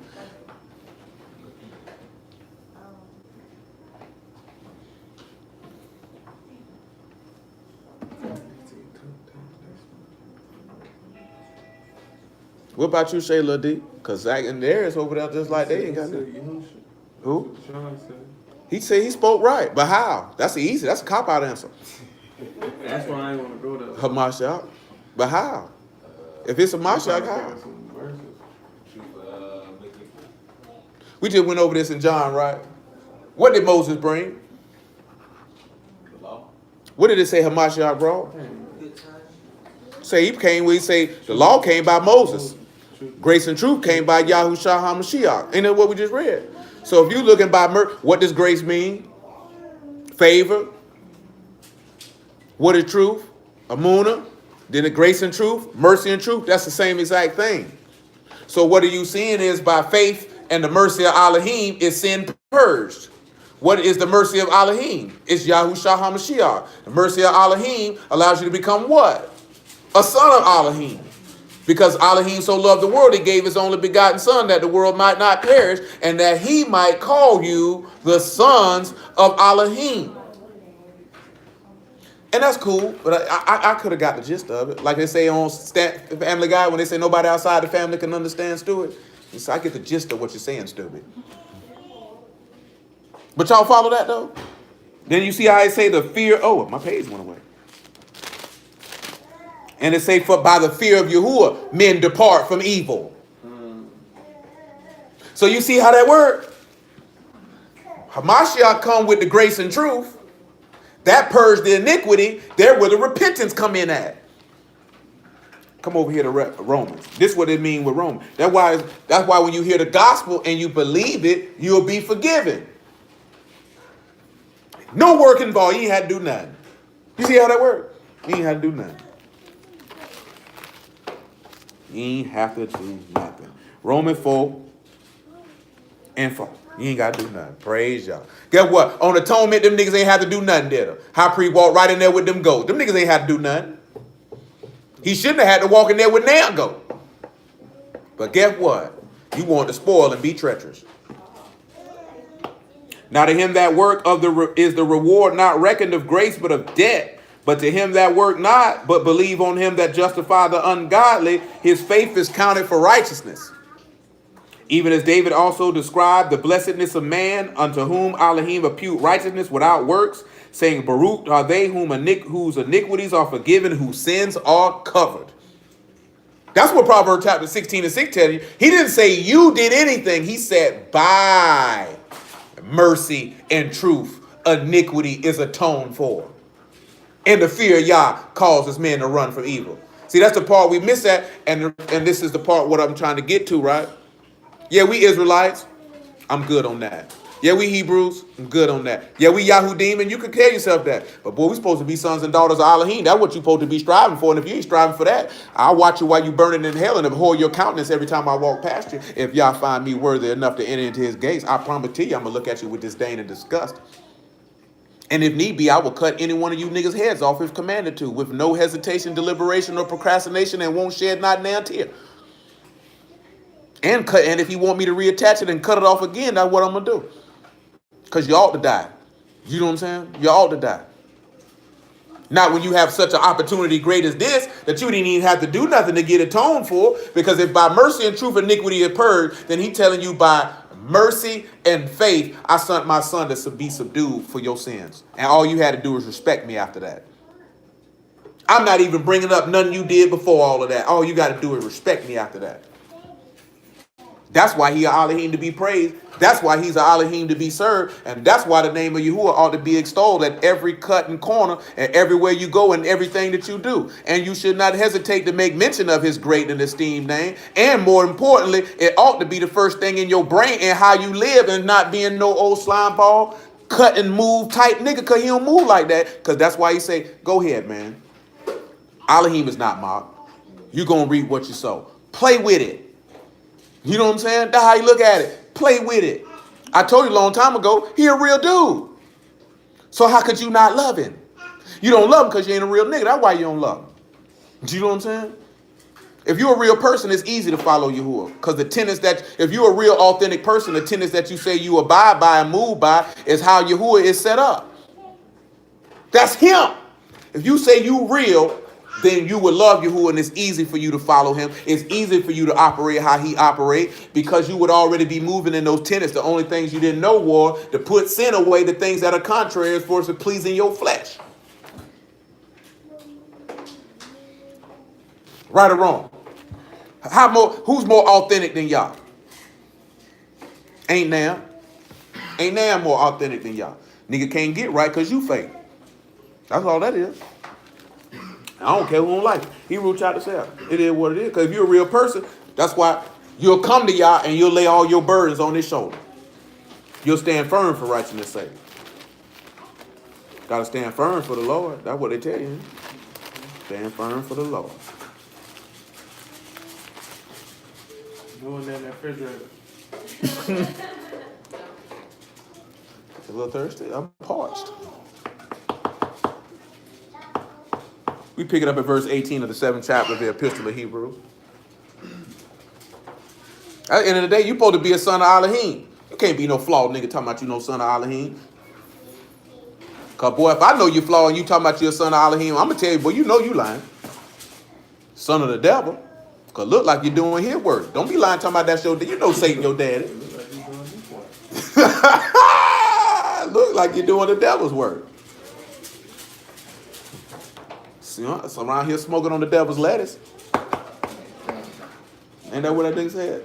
I always be thinking about that picture. They be having Ned Flanders when they be having all them little pictures. There be so many different things. And they say, you around here smoking the devil's lettuce. But you can't tell them that come from the earth. Y'all made that for us. You smoking the devil's lettuce. That's funny. 7 and 18 Hebrews. For there is truly a disannulling of the commandment, going before the weakness and unprofitableness thereof. For Torah made nothing perfect, but bringing in of a better hope did, by which we draw nigh unto Elohim. You see that there? See how the hope, better hope, the mercy and truth, the law couldn't bring you near to Elohim because you were breaking it. So therefore you had sin. Who was the only person who could come nigh to Elohim to make the atonement? The high priest. You couldn't do it. Now you can approach. Inasmuch as not without an oath he was made priest. For those priests were made without an oath, but this with an oath by him that said unto him, Yahuwah swear and would not repent, thou art priest forever after the order of Melchizedek. By so much was Yahushua made a surety of a better testament, and they truly were many priests, because they were not suffered to continue by reason of death. Meaning there was a lot of priests. There was a lot of high priests in Yasharal, right? A lot of them. But this man, because he continued forever, have an unchangeable priesthood. Wherefore he is able to save them to the uttermost that come unto Elohim by him, seeing that he ever lived to make intercession for them.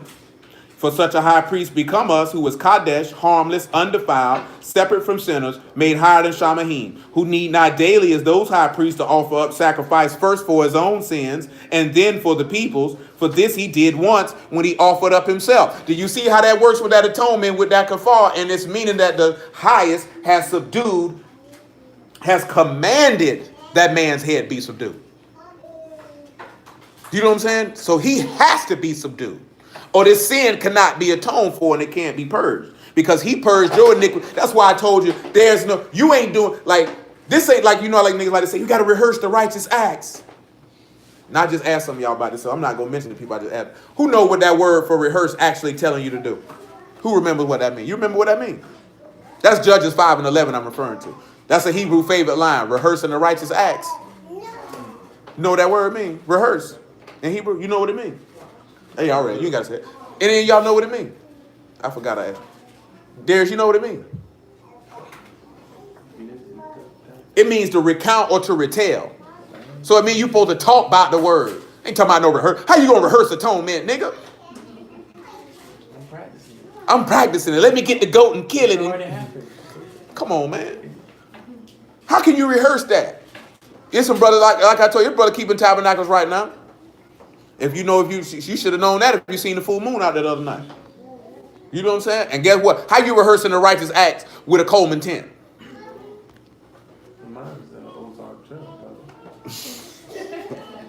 A lot of them got Coleman. They say Coleman bet top 9. I wouldn't know. But that ain't what righteous act are you rehearsing?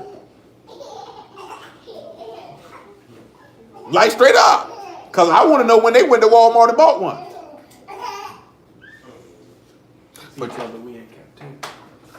But guess what? That recount and the retelling of booths was to actually recount and retell that you had to pick up your tent and move. That you were coming out of the land and he was causing you to dwell in tents while you were in the wilderness. Ain't that what it said? That's what it was really for. So guess what? You supposed to have been telling them. Tabernacles is about telling how we were preparing ourselves to enter into the land and dwell there. Just wasn't something to do. You supposed to rehearsing the righteous act mean preach the gospel. That's what it means. Preach the gospel. Niggas ain't around here preaching no gospel. Niggas trying to use the word for some booty, some money, or to appear superior. You know what I'm saying? Straight up and down. Niggas using the word for money, booty, and superiority. Not because they want somebody to be saved. Not because they care about people. I ask you this, how many of you niggas in here pray for each other without them asking you? Sure, I don't know, because sometimes niggas might not pray for a nigga unless he feel like he trying to get something. Please, y'all, pray this here for this. Shoot. That's here, though. Because most niggas probably don't pray for nobody. Most people probably pray for themselves and nobody else. But in my line, though, we'll never be able to verify it unless a nigga told the truth. You know what I'm saying? Most niggas ain't praying for nobody. Niggas praying for themselves. I don't care nothing about them niggas. I don't pray by name. I say everybody. I pray for niggas by name. That's why I said that. By name. He roll call. 3 times a day. By name. Everybody in this room, literally, y'all's my witness, by name. Some more than others. But by name, every day. That's no cap. You know what I'm saying? And I've been like that from day one. Like I know people be like, pray for me. You ain't got to ask me to pray for you, because I already pray for you. How could I sit here and preach the word to you and don't pray for you? That don't even make no sense to us, standing. I ain't mad if you do ask, because I get it. Because sometimes people might ask, pray for me by this specifically. You feel what I'm saying? But you ain't never got to ask me to pray for you. You know what I'm saying? Because I already pray for you. You know what I'm saying? And y'all ought to pray for each other. And if you don't pray for everybody, that say a lot about your character. Straight up. Say a lot about your character. I can understand what he talking about. He just say all. I ain't saying you got to mention everybody by name. But I do though. I make mention of you by name. I don't pray for everybody, not all 3 times. I do all 3 times by name. By name. Straight up. Some of y'all might get some extra flavor added with yours. Some of you just get your name. I ain't gonna tell you a lot. Some get extra along with their name. But everybody get mentioned by name. Some get seconds. Not seconds, they get a little seasoning on there. Some get seasonings. I ain't gonna tell you everybody get no seasoning, but some get seasonings. Every time. Some get seasoning sometimes. Some get seasoning every time. It tells you the truth. You seen Yahushua prayed for everybody. Then he prayed for 12. He put some seasoning on for the 12, though, didn't he? For the 11, he put some seasoning on that. Said, sprinkle a little bit of that on there. Bam! That's how you gotta do it. Ain't nothing wrong with it. Guess what? I would expect you to put seasoning on a prayer for your wife versus one for him. That's your wife. I wouldn't be mad at you for that. I would understand. You know what I'm saying? Nevertheless. And I hope you nigga pray for the churn too. You pray for the children by name? Sure do. I definitely pray for them. I remember all their names. I mention everybody by name. And I pray for y'all that's with child that your births be healthy. And that you come out it alive and the child is healthy. I've been doing that since I started. Boy, I pray by name. I got that from the word though. That's why I do it. See, for Torah make men high priests, which have infirmity, but the word of an oath, which was since Torah make the son who was consecrated forevermore. I mean, he was set apart forever for this particular cause.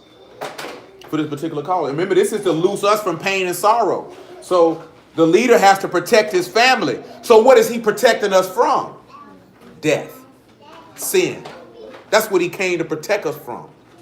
That way, once he done loosed that tackling or that pain, it's been loosed. It's because he came to consume the snake.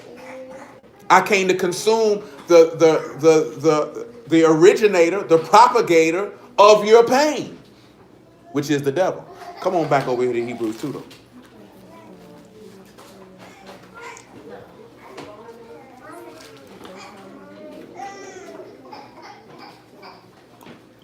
Hebrews 2 and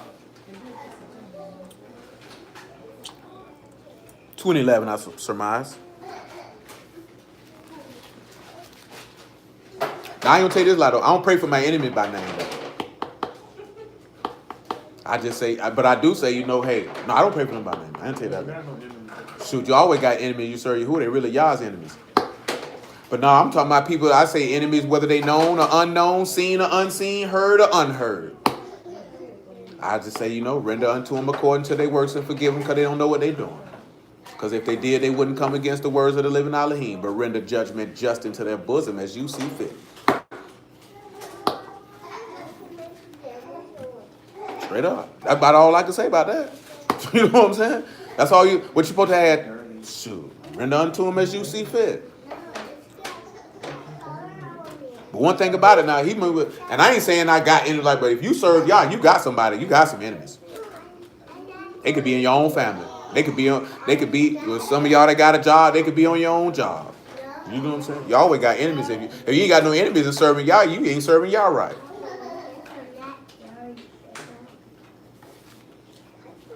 Well, we got 2 and 12. Hebrew 2 and 12. Saying, I will declare thy name unto my brethren in the midst of the synagogue will I sing praise unto thee. And again, I will put my trust in him. And again, behold, I and the sons which Elohim have given me. For as much then as the children are partakers of flesh and blood, he also likewise took part of the same, that through death he might destroy him that had power of death, that is the devil, and deliver them who through fear of death were all their lifetime subject to bondage. You see how that tackling is going to be? Because death brings pain and sorrow. You know, the way of transgressors is hard. You know, you serve y'all, you shouldn't have no fear of death. No pain or sorrow behind death. Your own death, I should say. You understand what I'm saying? Shouldn't be no sorrow about that.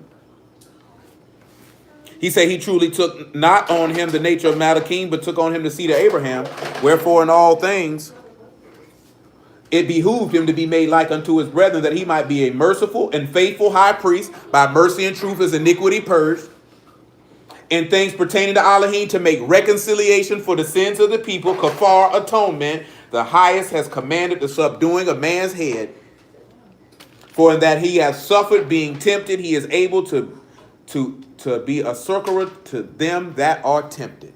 And what is that doing? That is being the leader, is protecting his family or his household. Because he was tempted, he is able to be an aid and a help and a relief or protection to those who are being tempted. But the only way that you can stay in that protection is you got to stay in the word. You know, there's an example, we're not going to pull it, right? Solomon gave a judgment to a man. He told a man to do a particular. You remember the men that David told Solomon to judge? You remember some of the men? Do you remember some of the things that Solomon told some of the men to do? He told one of the men not to leave the city. That's exactly the nigga who I want. Y'all remember the dude Solomon told him don't leave Jerusalem? I can't remember his name. I don't think that was him though. No, it was the one who cursed David. He was a Benjamin. Yeah, it was Benjamin. It's the one who cursed David. Say, "Curse thou bloody man." And Joab was ready to knock his whole head off. David say, if he cursed, let him curse. Maybe Yah bid him to curse, and that his curse might turn into a blessing. And that's another example of where you turn around and see that, okay, nigga cursing you, talking bad about you. David could have had that man whole head lopped off. Nobody wouldn't have turned their head. And he wouldn't have been wrong according to Torah, because he's speaking a curse on the king. He say, man, y'all let that nigga curse. Let that nigga run his mouth. But you see what he did at the end, though. Son, don't let his whole head go to the grave in peace. You murder that nigga. Not murder for a premeditated killing. He said, you a wise man. You know what to do. He said, but you know what, boy? You cursed my daddy, and he let you live. And I'm going to let you live. You stay your back behind right here in this city. Don't you never leave out. That was his protection. But what did he do? Slid out to do what? And what to do? You know why he left? It was somebody else. It was something about. There wasn't no donkey. Do you know why he left? You only asked me something with this. Yes, I did. That is true. You got yourself on that one. No, I don't remember. You don't remember? No, one of his servants fled. He went to go get him. Yeah. One of his servants fled. He went to go get him. Supposed to let that nigga dip. But see, that's what happens when you get outside of Yahuwah. Because if you would have stayed in the city of Shalom, you would have been straight. But you know what you nigga like to do? I'm going to go chase my servant and I'll be right back. And guess what? Solomon standing at your doorstep. Nigga, didn't I tell you not to leave? My master delay his coming. Ain't even delay his coming because he ain't even went nowhere. I got time to get drunk and beat the maid That's what it servant. was. Yeah, that's what it was. I got I'll time. be all right. I can get there and get back. He won't notice I'm gone. That's what he literally said too. I'm going to go get him. He forgot that. You know why? Complacency with that mercy. Solomon showed mercy on him. Taking that mercy for granted. And guess what he caught? Swallowed upside the head. And that's what we end up doing with that mercy and truth. And this man coming down and protecting the... Because all Solomon was trying to do was protect you from death. A death that you brought on your own head by your own transgression. I'm trying to protect you from death. Because guess what? When Solomon tell him to stay in Jerusalem, guess what? In all reality, what did he do? Your sin been forgiven. Your sin been forgiven. The sin been forgiven. And guess what we do when the sin forgiven? I can get one more in. I can get another one in. You ungrateful bastard, you. I can't get none in. You know why I can't get none in? Why would I want to get one in? If mercy and truth, iniquity are purged by the fear of Yah, men depart from evil. So if you ain't departed from evil, guess what that means? You ain't fear Yah did. See, just take this like this, right? A thought is one thing. An action is another. You know what I'm saying? You might have a thought of punching a nigga in his face. But you didn't punch him. You know what I'm saying? You might have a thought of, you know what? I didn't pay for this gas. And I'm not going to go in there and pay for it. You know what I'm saying? But you know what you did? You went in there and paid for it. Remember the parable that he gave? One son said, I will not go into the vineyard. The other one said he would go. Which one did the will of his father? Even though he said, I'm going to commit the sin, he went. Which means he ain't commit no sin. See, that's an example when people talk about even thoughts of sin, because you're reading it in English. Because the Mashiach showed you just because you had a contrary thought didn't make it no sin. Because one said he would go in and he didn't go. So though his mouth said he would go on, his heart said, I ain't finna do what this nigga says. You serious? The other one said, I ain't going, but his heart said, I must do my father's will. Yeah. That's more wicked than me anyway. Of course it's more wicked to say you're going to do it. In front like he finna do it and don't do it. And don't do it. That's why I be telling y'all, don't take no oaths, don't take no vows, because you're going to hell. You better do what you said you were going to do. You know what I'm saying? And guess what? You did that when you came up out that water and said, I wanted to be immersed in Yahushua's name. So every one of you done took an oath. And if you don't keep that man word, you're going to hell because you said everything in this covenant, what? I'm going to do it. But you went in that water skinning and grinning. Boy, I'm finna sin as soon as I get to the house. That's right, Henry. That's what they did. Where we need to go at? Deuteronomy 21. Let me go on and get that in while I'm here. Because I ain't preaching tomorrow afternoon, because tomorrow Wednesday. That's going to be a little too much. Shit, I got 8 days to work. Man. I got 8 days. 8 days. 8 days. You know, this heavy work, this heavy load time of year. It wouldn't be no different like I had a podcast or something. Preach on a podcast every day. Deuteronomy 21:1. Oh, your hands are quite filthy. What have you been doing?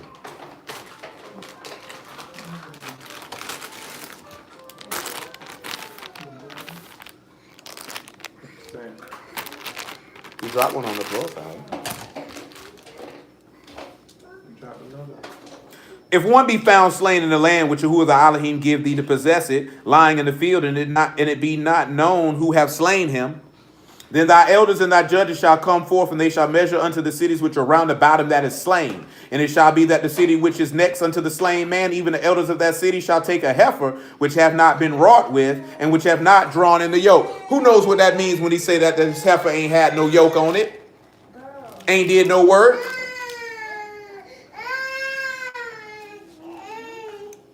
Who know what that means? Well, nevertheless, let's look at well, we just looked at it in Hebrews 2. If this oxen ain't got no, if this heifer ain't got no yoke on it, what makes that heifer meaning? Meaning it's a pertaining to Hamashiach, meaning he ain't got no sin on it. That's why he told you my burden is easy and my yoke is light. Yahushua ain't never had no yoke on it because the yoke of sin never touched him, other than when he died. So when we look at that heifer, right, you could go to Isaiah, right, and you'll see that he say, though your sins be red as scarlet. And of course, we know about the red heifer in Numbers. What do they do with the red heifer in Numbers? What does the law say you do with the red heifer? You slay it, and you take the ashes of the heifer, and you do what with it? Sprinkle it upon the altar. And the sprinkling of the ashes is supposed to do what? Purify you and take you from being unclean to clean.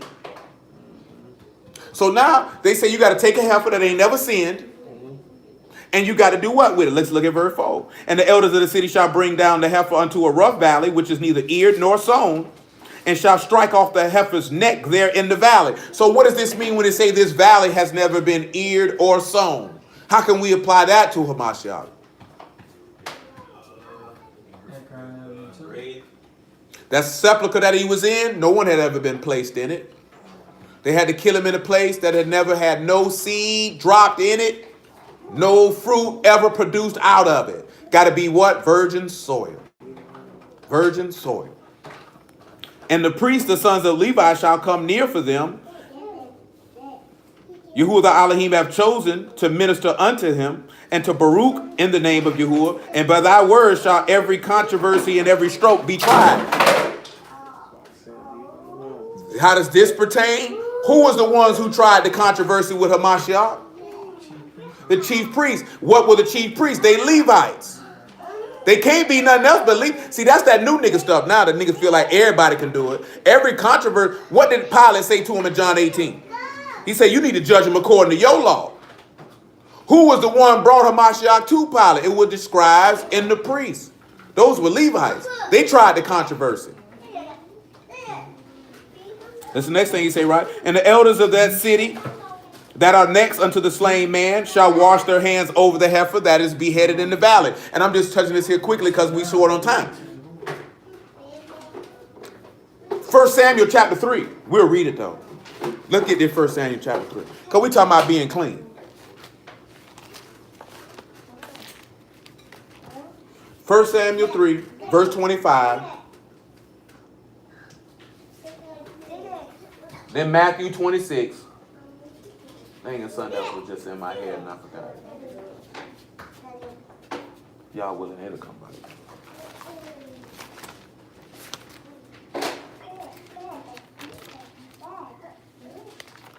Remember how that takes us back that if you have that hope in you, then you clean like he clean, or you pure like he pure. I still got to tie it back to the beginning. The man of love that he bestowed upon us.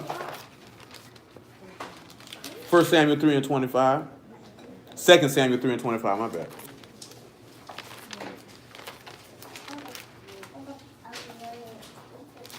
Second Samuel 3 and 25.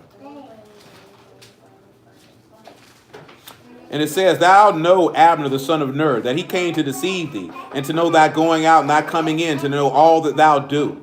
When Joab was come out from David, he sent messengers after Abner, which brought him again from the well of Sarah, but David knew it not.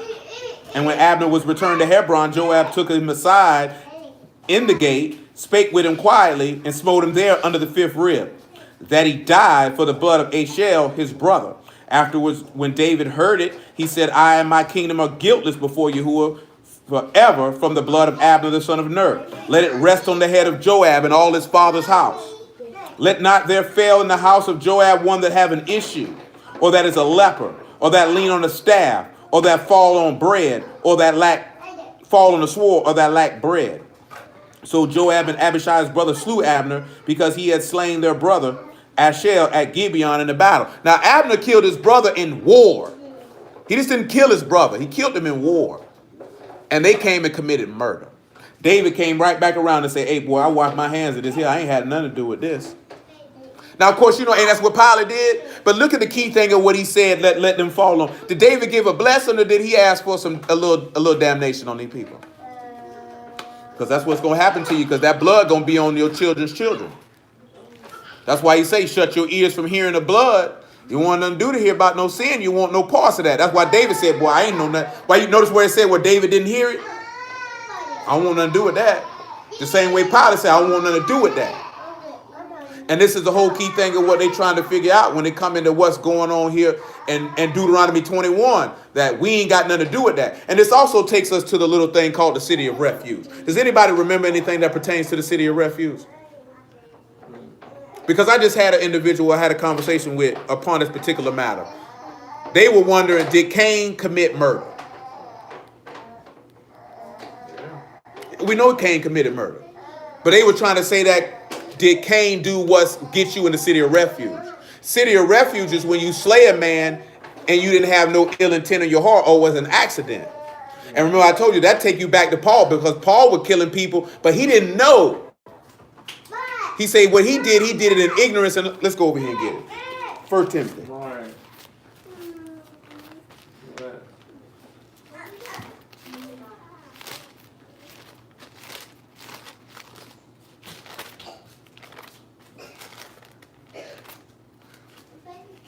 Let me make sure I got it. Yeah, there we go.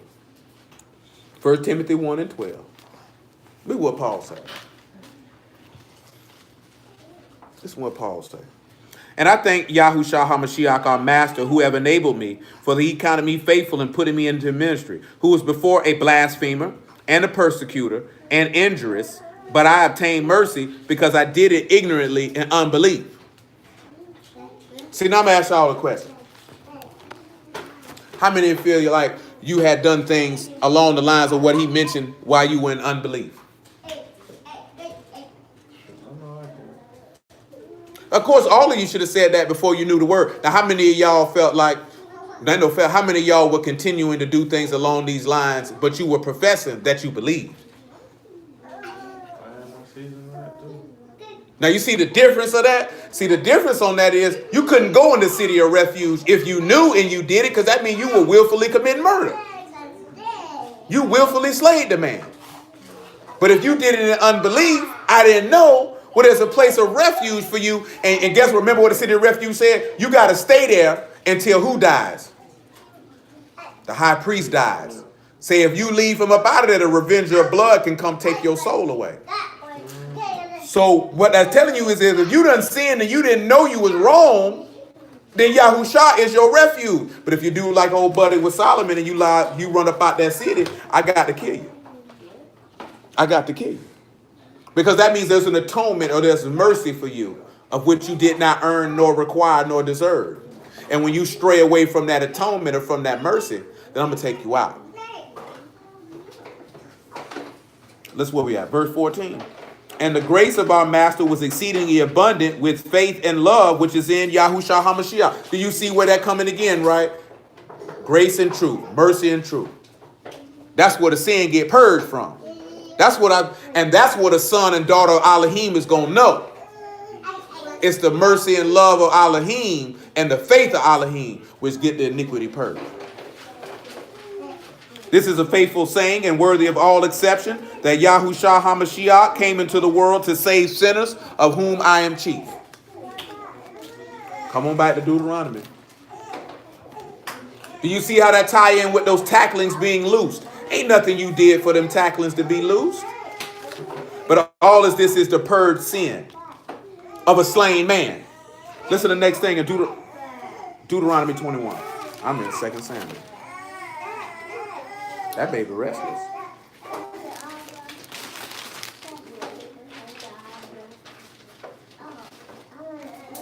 Deuteronomy 21 and 7. And the elders of that city are next unto the slain man, shall wash their hands over the heifer that is beheaded in the valley. And they shall answer and say, our hands have not shed this blood, neither have our eyes seen it. Be merciful. Listen what he say. Be merciful, O Yahuwah, unto thy people Yasharal, whom thou hast redeemed. When we look at redeem, we got padah, that's rescue or deliver. Pay dollar and hay. And guess what? From the beginning, the man with raised arms was hanging on the door. So again, that's taking us back to tying in what we were looking at with the atonement. From the beginning, Yahushua was slain. Paul, John chapter 6.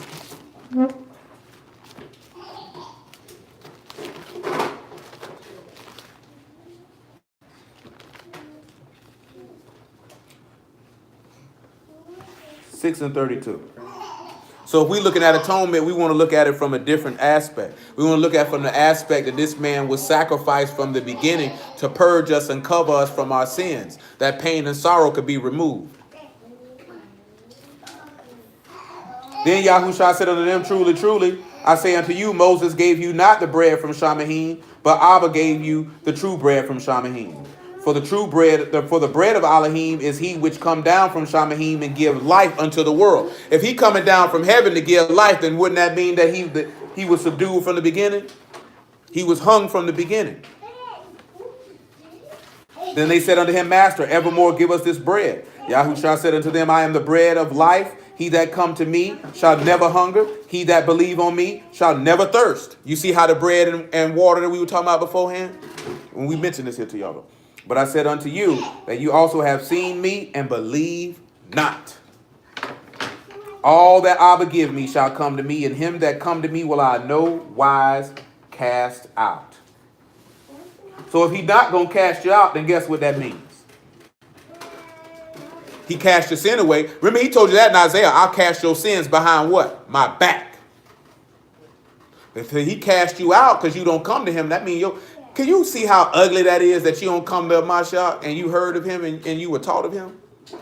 What type of sense does that make? That doesn't make any sense. Why sit back and participate in hearing something that you really don't have in your heart to do? I tell you before, man, you might as well go to hell doing you. Don't be lukewarm with it.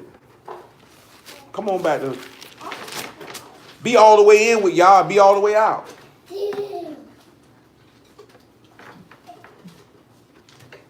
Verse 8 again, though. Be merciful, O Yahuwah, unto thy people Yasharal, unto whom thou hast redeemed, and lay not innocent blood unto thy people Yasharal's charge, and the blood shall be forgiven them.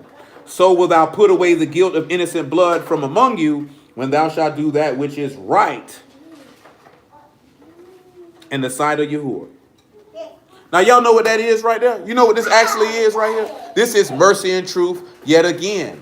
Now, how do we know that this is mercy and truth? One, when he say to be merciful unto who you redeemed, and lay not to the people charge, and the blood shall be forgiven them. Forgiven is kafar, or atone for them. Then from this atonement, guess what it said the people to do? Put away the guilt, and now do that which is right in the eyesight of Yahuwah. So when Yahushua come to put away the guilt, what you supposed to do? Well, let's look and see. 2 Corinthians chapter 5. Because that's the gospel right there. Is there anything that the people had to do to get this guilt off of them? No. Absolutely not. The heifer was made and purged because guess what? If he don't put that provision and there's a dead man found in the city, by the law, y'all got to kill everybody in the city. He can't be like, well, I don't know who did it, so, oh no, he gonna kill everybody. All y'all guilty. That means y'all seen and heard of the blood and you did nothing to do it. But he put a provision in so he wouldn't have to do that, because that provision in Deuteronomy 21, 1 through 8 is pointing you to the provision of a Mashiach being a sacrifice to where I don't have to kill you for your blood that you done shed in my land. Because every time we break this man, and that also covers us as a people, because I'm going to have to kill you. I'm going to have to kill you. Where I say I'm going? Yeah, 2 Corinthians 5 and 14. Because when we look at what we see in Deuteronomy 28, 21, guess what we seeing? A people who separated from y'all. Ain't that what we seeing? So he put that provision in to bring you back. Make it 17. Therefore, if any man be in Hamashiach, he is a new creature. Old things are passed away. Behold, all things are become new. See, old things ain't passed away if you still got nigga mentality, pulling nigga moves. An old man can't be passed away and you're still jealous, you're still envious, you're still conniving, you're still lustful, you're still lying. That's not a new man. That's the same nigga you always been. Pulling stunts, fronting, capping, flogging. That's not a new man. You got to put that man to bed. Got to put that man to dead in the grave and let him stay there. He got to stay there. See, you know why your man ain't staying in the grave? Why he keep pushing the casket open? Because you won't fully mortify him. You're trying to keep a little bit of breath in you. Because it's actually served y'all for all intents and purposes. You got to really commit suicide. Because you have to be willing to die. And you have to be willing to kill yourself. Or, in a more proper way to put it, you got to be willing to lay your life down and lay it down of yourself and be willing to say, I'm willing to die today. Like I told you before, you know what some of y'all be doing? Oh, don't put that nail in there. Not yet. No. Woo, because that one hurt on my foot, boy. Woo, don't put that. Hold on. Wait. I don't know about this. You staying alive, you ain't really fully committed on hanging yourself on this tree. You got to be fully committed. Got to be fully committed. Lack of commitment, and I told you before, the reason why most of y'all ain't where you want to be because you want other stuff instead of wanting y'all first. Do you know what I'm saying? You want to serve y'all to get the things that your flesh desire. That's why I say you ask not and you want not, because you ask amiss, because you seek to consume it upon your lust. Do you know what I'm saying? So you thinking, if I do this and do this, then I can get this. And then you're going to do that, and you still ain't going to get it because he knew you didn't want that out of righteousness' sake. You wanted that for your lust, and he ain't going to give it to you. He ain't going to give it to you. Because he know that ain't for you no way. Because if I gave you that, you wouldn't know what to do with it because you're spiritually stupid. Not mentally stupid. You're spiritually stupid. You know what I'm saying? Because you're trying to use him to fulfill your desires. Which means your desire wasn't really never to get his ruach. Your desire was to get the things in his life so you could consume your desires on it and then be like, oh, yeah, I'm ready to serve you now. And he's like, no. See, I gave you that so you can go to hell. Because you didn't want me. And I mentioned that for is, what did the Mashiach tell that boy in John 6? You didn't come around here for the miracles. You came around here for the bread. That's it.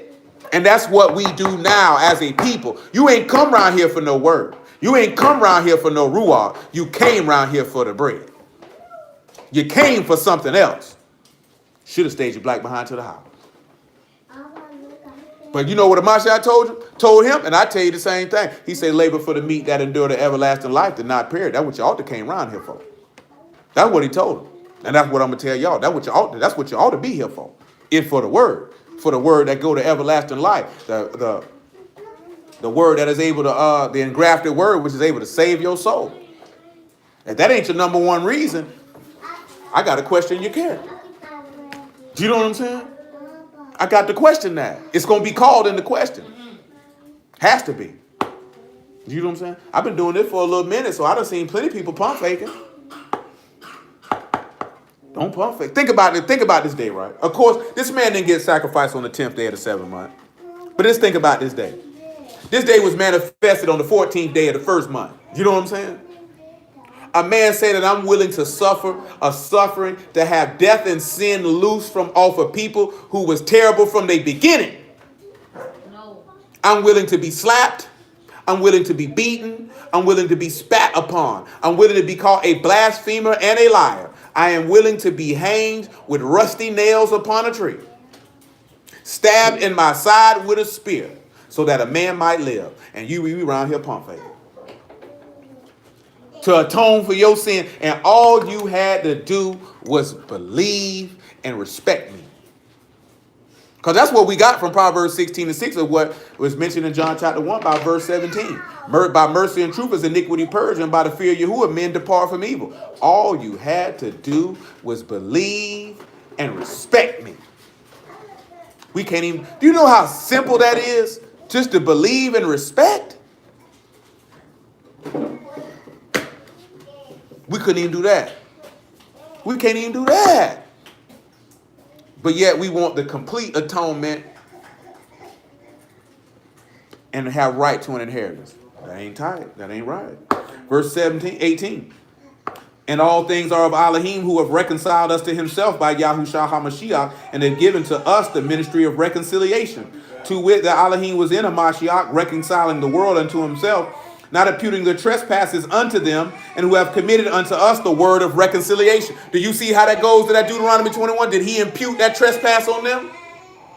Do you see how the priests were out there and they were saying, hey, reconcile us, you redeemed us, you forgave us, bring us back to you, that we might stand before you. You read that verse one more time, verse 8. That 21 and 8. Look what that last verse says. So thou shalt put away the guilt of innocent blood from among you, when thou shalt do that which is right in the sight of Yahuwah, because the blood has been forgiven. And notice what he said. Don't lay the blood unto Yasharal's charge. That's why I told you that if you pay attention to the law, everybody in that city would have had to been killed. So everybody of Yasharal would have to die because of the blood that's on the people as a whole. Till one man atoned for that sin and purged it, because the highest had already commanded that this man be subdued. And in the process of him being subdued, sin and death was subdued. And if sin and death is subdued, now you can become a son of Elohim at this particular point, because Elohim is a Ruach, and everyone that serve him got to serve him in Ruach and in truth, and he seeketh such which to worship him. See, that's who he looking for. That's why I told he ain't looking for no Israelites. He ain't looking for no Hebrews. That man looking for sons and daughters of Elohim. Let's go ahead and get it. John 4 and 22. That's who he looking for. That's not to say, and don't take that I'm saying that because niggas is dumb, so they hear what they want to hear. That doesn't mean to note the fact that we're Hebrews. That doesn't make the fact that we're not Israelites. But that is not what Yahuwah Elohim, the creator of Shamahim and Aretz, is looking for. He's looking for sons and daughters of Elohim to worship him. See, if you a son of Elohim, you know besides faith, what's the first thing gonna click in your head? If you a son of Elohim, besides believing in your Abba, what's the first thing gonna click in your head? That would be faith. First thing. If you a son of Elohim and Yahuwah is your Abba, it should be without even thinking. No, whatever this man tell me to do, I'm gonna do it. With the fear of Yahuwah, whatever the man tell me to do, I'm gonna do it. It ain't gonna be like, I don't know about that. I gotta pray about that. Ain't none of that. Remember what we read in Malachi? He said, I'll spare them as a man spares his own son that do what? Serve him. Serve him. That's what sons do. They serve their parents, don't they? See, most of us don't know nothing about that because we didn't serve our parents. We did what we wanted to do. We served them when we felt like it was beneficial to us, or in the event not to get whooped, not to be punished. You didn't serve them because it delighted your heart to please them. That's why we could come in the word and find it so easy to be disobedient, because we never really served our parents with a joyful heart that it delighted me to serve you. For various different reasons. You know what I'm saying? Some of it could be because you weren't taught it. Some of it could be because your parents were douchebags. Some of it could be because you just got to a point you became rebellious. But the reason why I mention that, for the most part, when you see how these children right now, do you see how happy they be at times when y'all ask them to do something and they do it? And they see how you be pleased with them and they want to continually do things to please you? That's how we supposed to be. With y'all, that's how we supposed to be. That's exactly how we supposed to be. John 4 and 22. John 4 and 20, actually.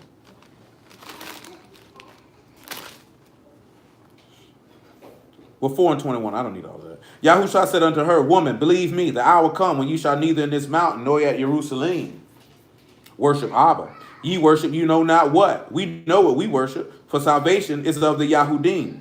But the hour come and now is when the true worshipers shall worship Abba in Ruach and in truth. For Abba seeks such to worship him. Elohim is a Ruach. They that worship him must worship him in Ruach and in truth. So when you got that Ruach, or you got to worship him in the mind and faith of Elohim. You have to be a son of Elohim. You have to be. It's the only way. It's the only way. Back to 2 Corinthians 5. I ain't finna hold y'all for much longer, man. I got some other stuff. But y'all willing tomorrow is our regular scheduled time. And I can just keep on flowing from there.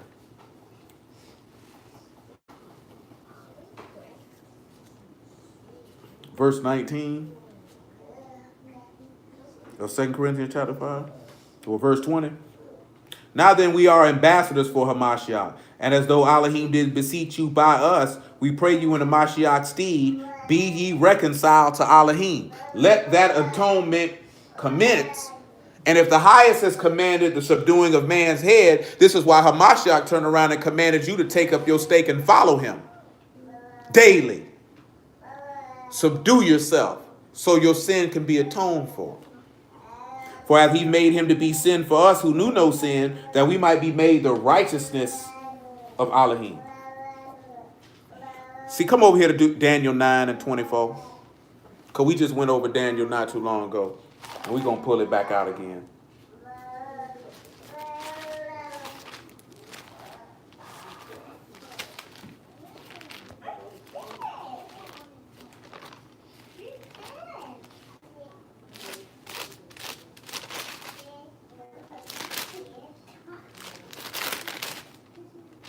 It says 70 weeks are determined upon the people and upon the Kadesh city to finish the transgression and to make end of sins and to make reconciliation for iniquity and to bring in everlasting righteousness and to seal up the vision and prophecy and to anoint the most Kadash. And there's that word again, kafar, when we see reconciliation. And then, of course, we know that it said Mashiach shall be cut off, but not for himself. Because the highest had already commanded that this man come to make an end of sin and to reconcile us back.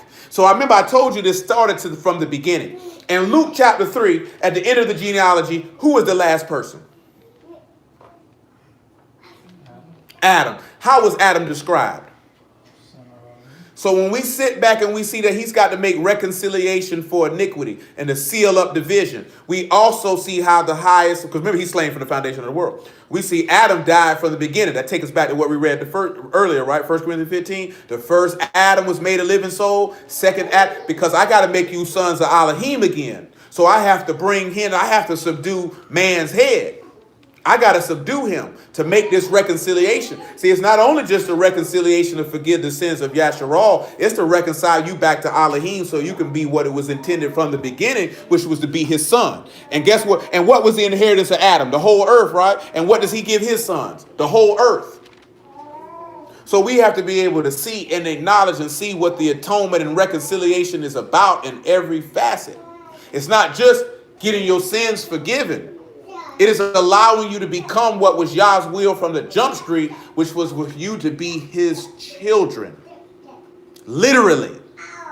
So let me loose this pain and sorrow that Adam brought upon you. Let's get that Romans 5 real quick, just because I think it uses the word reconciliation, if I'm not mistaken. If not, we'll leave it where it lies.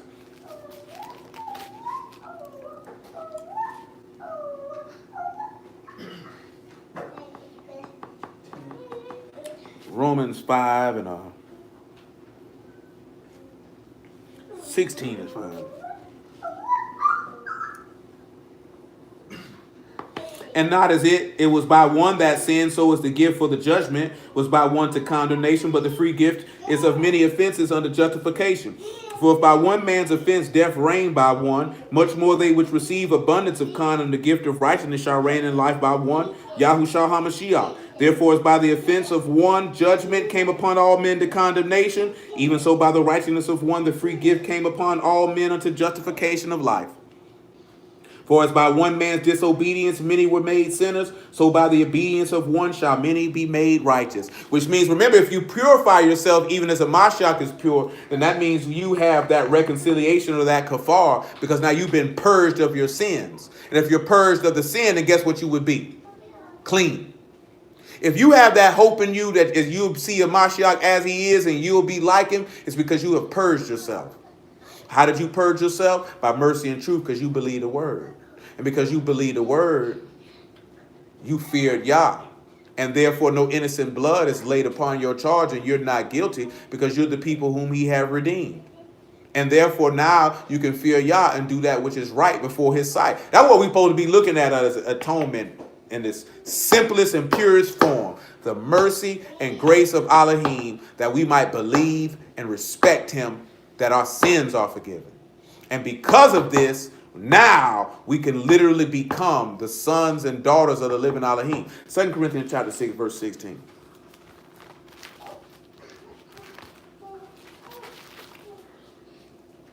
I figure we'll let y'all slide, man. On the screen.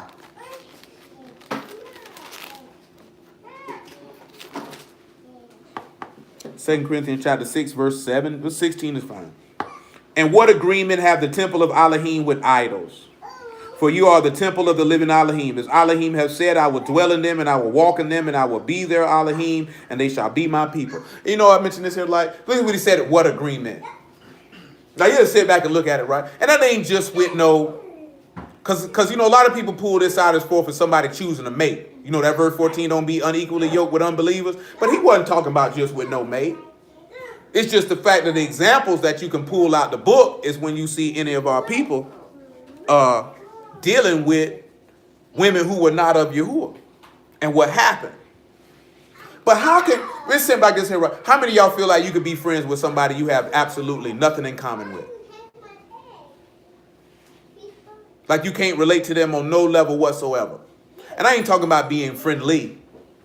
I'm talking about really being a friend. Like this is, you can like this here, boy, that's my nigga. Like all the way, like I can roll with them, I can run with them.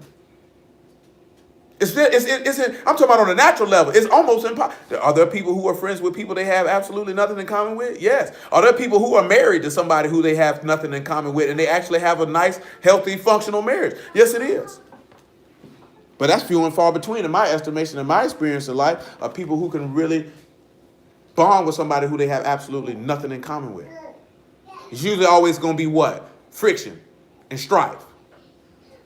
This is one of the reasons why the law say there's enmity between the woman's seed and the serpent's seed, because sinners and the righteous, they don't have nothing in common. So they clash. Because something either has to happen. You're either going to clash or somebody is going to capitulate. Somebody is going to bend. Somebody is going to give over to the other's will. And it's usually the righteous give over to the sinner. And we got too much book for that. It's usually the righteous give over to the sinner. Do you know what I'm saying? Sometimes the righteous convert the sinner, but that's few and far between. You know what I'm saying? Because for human beings, if you have an inkling towards another individual, your desire usually is to please that person. Most people will do things contrary to what they believe in or stand for the pleasing of another person. Do you know what I'm saying? And it ain't that serious. I don't want nobody in my life that much that I got to go against y'all for. You can go. Oh, I ain't fooling with you. You know what I'm saying? It ain't that serious. I seen niggas like this here. Ain't nowhere in the world. Ain't no way in the world. So this is why he tell you this here. If you the house of, so remember, like he said, you the temple of the living Elohim. And that's to go back to what we were talking about with pride. If you pride, that means you your own God. So a nigga who pride and committing sin, and I say I'm the house of Elohim, and the Ruach of Elohim dwell in me, how I'm hanging with you, my nigga? How am I entertaining you? You ain't no son of Elohim. You ain't no daughter of Elohim. How do I find you appealing? Because you say you know some script? Because you say you keep a Sabbath? Because you say you think I'm a cool person? Oh, no. I'm good. Do you know what I'm saying? Because we're not never going to meet an agreement because you're going to do something flaw after a while. You're going to say something sour.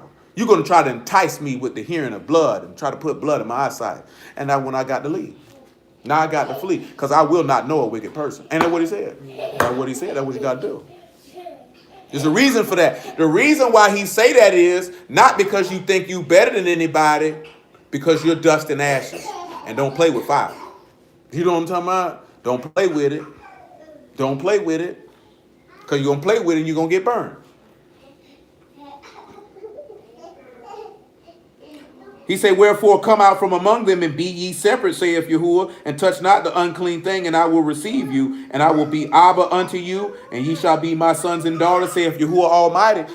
What he told you to do? Come out from among them. Separate yourself. Sanctify yourself. Because guess what? If you a son or daughter of Elohim, I sanctify them by the truth, that they might sanctify themselves by the truth. He that sanctifieth and he that sanctified all are one, for which cause he's not ashamed to call them brethren. Notice that he said he's not ashamed to call them what? Family. Family of Elohim. See, you could say you in the word, and I could look you in your face and tell you, oh, you my kinsman according to the flesh. You ain't none of my family.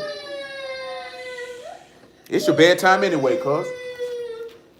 Yeah, I made you be quiet. He paused for a minute, he heard bedtime. But then he said, niggas, then he said, screw you, cuz. I ain't going to sleep. Where I need to hear that, man. Back to Isaiah 34. Some of the stuff in Isaiah 34, I got to go a bit more in depth. I ain't hit it like I wanted to. One room. That boy hit that. That boy, he know when to stop. I want y'all to look at verse 24, Isaiah 33. That's what the video named, and we ain't touched it, but we had touched it, but we ain't touched it. It said, and the inhabitant shall not say, I am sick. The people that dwell therein shall be forgiven their iniquity. What you think he mean when he said the people that dwell there will not say they're sick? No.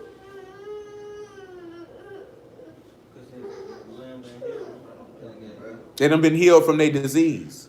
You ain't got death on you. So now the kafar, you've been forgiven your iniquity. Revelation 21. Ain't nobody dwelling in Jerusalem gonna be having no death and no sin on them. Everybody that dwell, remember we read that in Isaiah 4, right? He said everyone that's written in the land of the written in the living in Jerusalem ain't gonna have what on them? No sin. No iniquity. How you a son or daughter of Elohim with sin in your heart? You know what happened when you got sin in your heart? You're gonna have sin in life. You're gonna do it. Don't do it. How many of y'all took DARE when you was in school? DARE. Yeah, drug abatement resistance education. I know you did. While you were doing drugs, wasn't you? Took DARE, skipping DARE to do drugs. Everybody took DARE, and everybody let them people down. I wasn't doing drugs at the moment. You still let them down eventually. Lisa, you took DARE.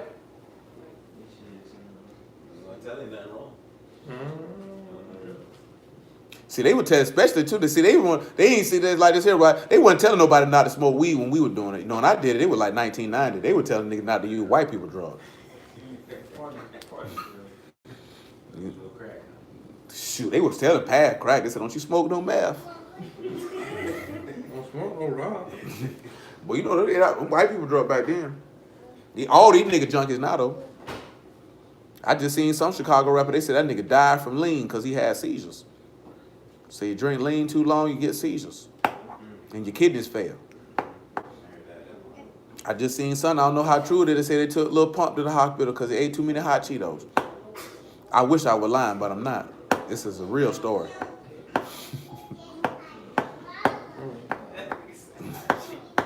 I'm not being funny. This was an actual story. Whether those were Cheetos or not, that's why they say they took it. But then look, sit like this here, right? We sit back and we hear the word, and then you went out here and fair dare class.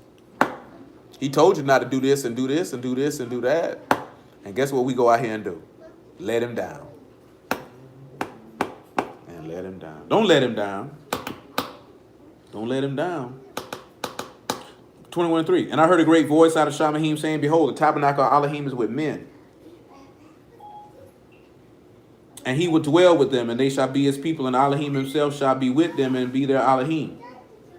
Elohim shall wipe away all tears from their eyes, and there shall be no more death, neither sorrow nor crying, neither shall there be any more pain, for the former things are passed away. So again, right, when we look at the tacklings are loosed, and we see that that pain and sorrow has been taken away because your leader, Hamashiach, has come to protect you from this pain. He came to protect you from this sorrow. Remember, he said, in the world you'll have what? Sorrow. And tribulation. But he's saying, in me, you'll have shalom. Be of good cheer. I've overcome the world. Because he's coming to protect you from this. Because the sorrow of the world was death. And he coming to protect you from that. He came to loose you from that sorrow. To give you a joy unspeakable. And that joy is the joy that only the sons and daughters of Elohim can truly ever understand. Or even be able to quantify with words. So when we know that he loosed that pain, it's because that the Son of eternal life consumed the devil. Remember, because he said he had to destroy him who had power over death. He had to step on the devil's head. That's how he loosed your pain. That's what he did to atone for you on this day, was to loose your pain. Well, not on this day, but on the day that Yah saw fit to kill him and raise him from the dead. So we need to keep that in mind. We need to walk in that righteousness continually. And hallelujah for Yahushua in the word. Yahuwah willing, it's Wednesday, same bat time, which is 7:40 p.m. 7:40 p.m. That's what time I start, 7:40 p.m. You know we don't run that long. So you ain't have that long. So I would advise, for at least for y'all in the room, because you ain't got no excuse to go home talking about you getting on no stream unless you got a shift that starts not too long after the Shabbat ends. Your black behind ought to be right here. You know where you're supposed to be at tomorrow at noon? I expect your promptness. Nevertheless, you shake your head, shoot dead serious. What you got to do? You ain't got nothing to do. It's supposed to be for the Lord. So what you late for? What you late for? You know what I'm saying? But yeah, man, I just want everybody to weigh, consider, understand what he was purging and atoning you for, why it had to be done, what is it the purpose is, because the purpose is to become the sons and daughters of Elohim. Should no longer be content with being an Israelite. Yeah, we Yahudim, but shoot, got to move on past that too, though. Really supposed to be both Yahudim and the son of Elohim, but you get my point, though. You know what I'm saying? You get my point. We know Yahudim circumcised in the heart, so that go hand in hand. But you get my point, though. You supposed to be sons of Elohim at this point. We always supposed to be in it. It ain't like I ain't never been saying it. You know what I'm saying? But that's what we supposed to be. That's what you supposed to be moving and motoring to be. Nothing more, nothing less. Just sons and daughters of the living Elohim. But let that mercy and truth, that grace and truth be with you, that your iniquity be purged, and that your soul be preserved. So, think about it in this aspect. Because the head was commanded to be subdued, you let that word dwell in you, and that word will subdue any desire you got in. See, the desires are not being subdued because we're not holding fast to that which we have. Like it's, hold on, I'm going to read you something. Book of Revelation. Let me read you something.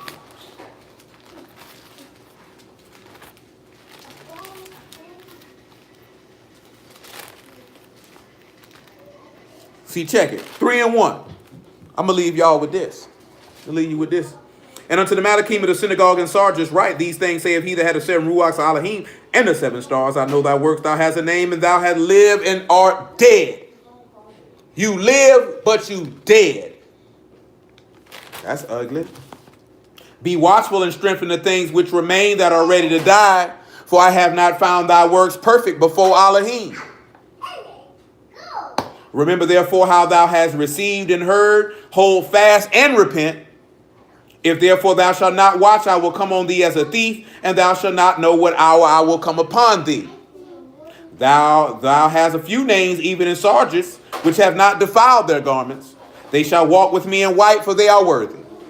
He that overcome, the same shall be clothed in white raiment. I will not blot out his name out of the book of life, but I will confess his name before my Father and before Malachi. Do you see the difference? He said you have a name and you live, but you dead. See, you got a name, but he ain't going to confess it. You see the difference? You see, notice that he said you have a name and the one you live, but you dead, right? Then he turned around and he said, but I got something in Sargent. They ain't defiled their garments. He said, they going to walk in white, and I'm going to confess their name. What that think you mean when he say he going to confess your name? I know you, and I call my sheep by what? Name. So I'm going to confess it. See, if you ain't strengthening the things that's ready to die, see, you just a living dead nigga. You alive, but you finna, that's why he said you better strengthen the things which remain that are ready to die. You better get that word in you strong to kill that stuff in you, or you're going to hell. Because that man ain't going to look at you right in the face. Because I don't know you. His Abba gonna look him in the face. You know that guy? Never seen that nigga for a day in my life. You know how ugly that is? Have y'all ever seen somebody, and when somebody asked, did they know you? And they were like, nah, I ain't know you. Even if it wasn't even something that important. You'd be like, damn, that nigga just said he know me. And this nigga know he know me.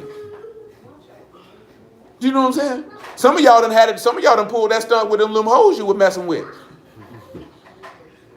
Bruh.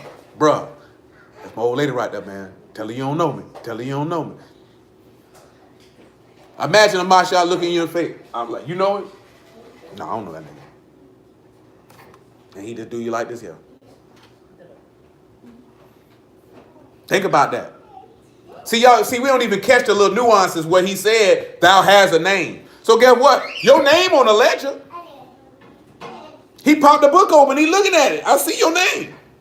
I ain't going to confess it, though. That's ugly. And you know why he ain't going to confess it?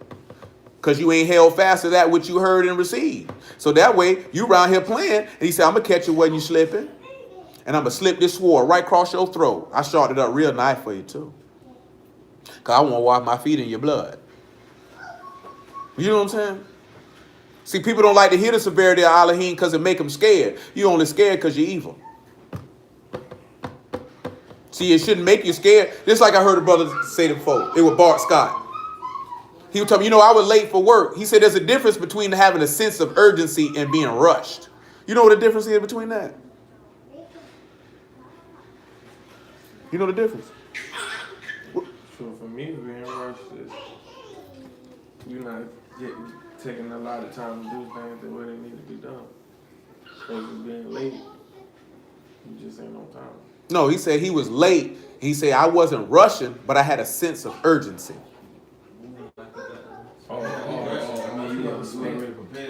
Yeah. See, what he was talking about is rushing is I'm moving fast, and I'm wrecked. Because he was describing it as how the Los Angeles Rams offenses run. They move with a sense of urgency, but they're not rushed. See, most of y'all done play the sport. See, you done play. You can't dribble. You know what happened when them niggas come out there and put that pressure on you out there on that, and you trying to dribble. You rushed, and what do? He turned it over, don't he?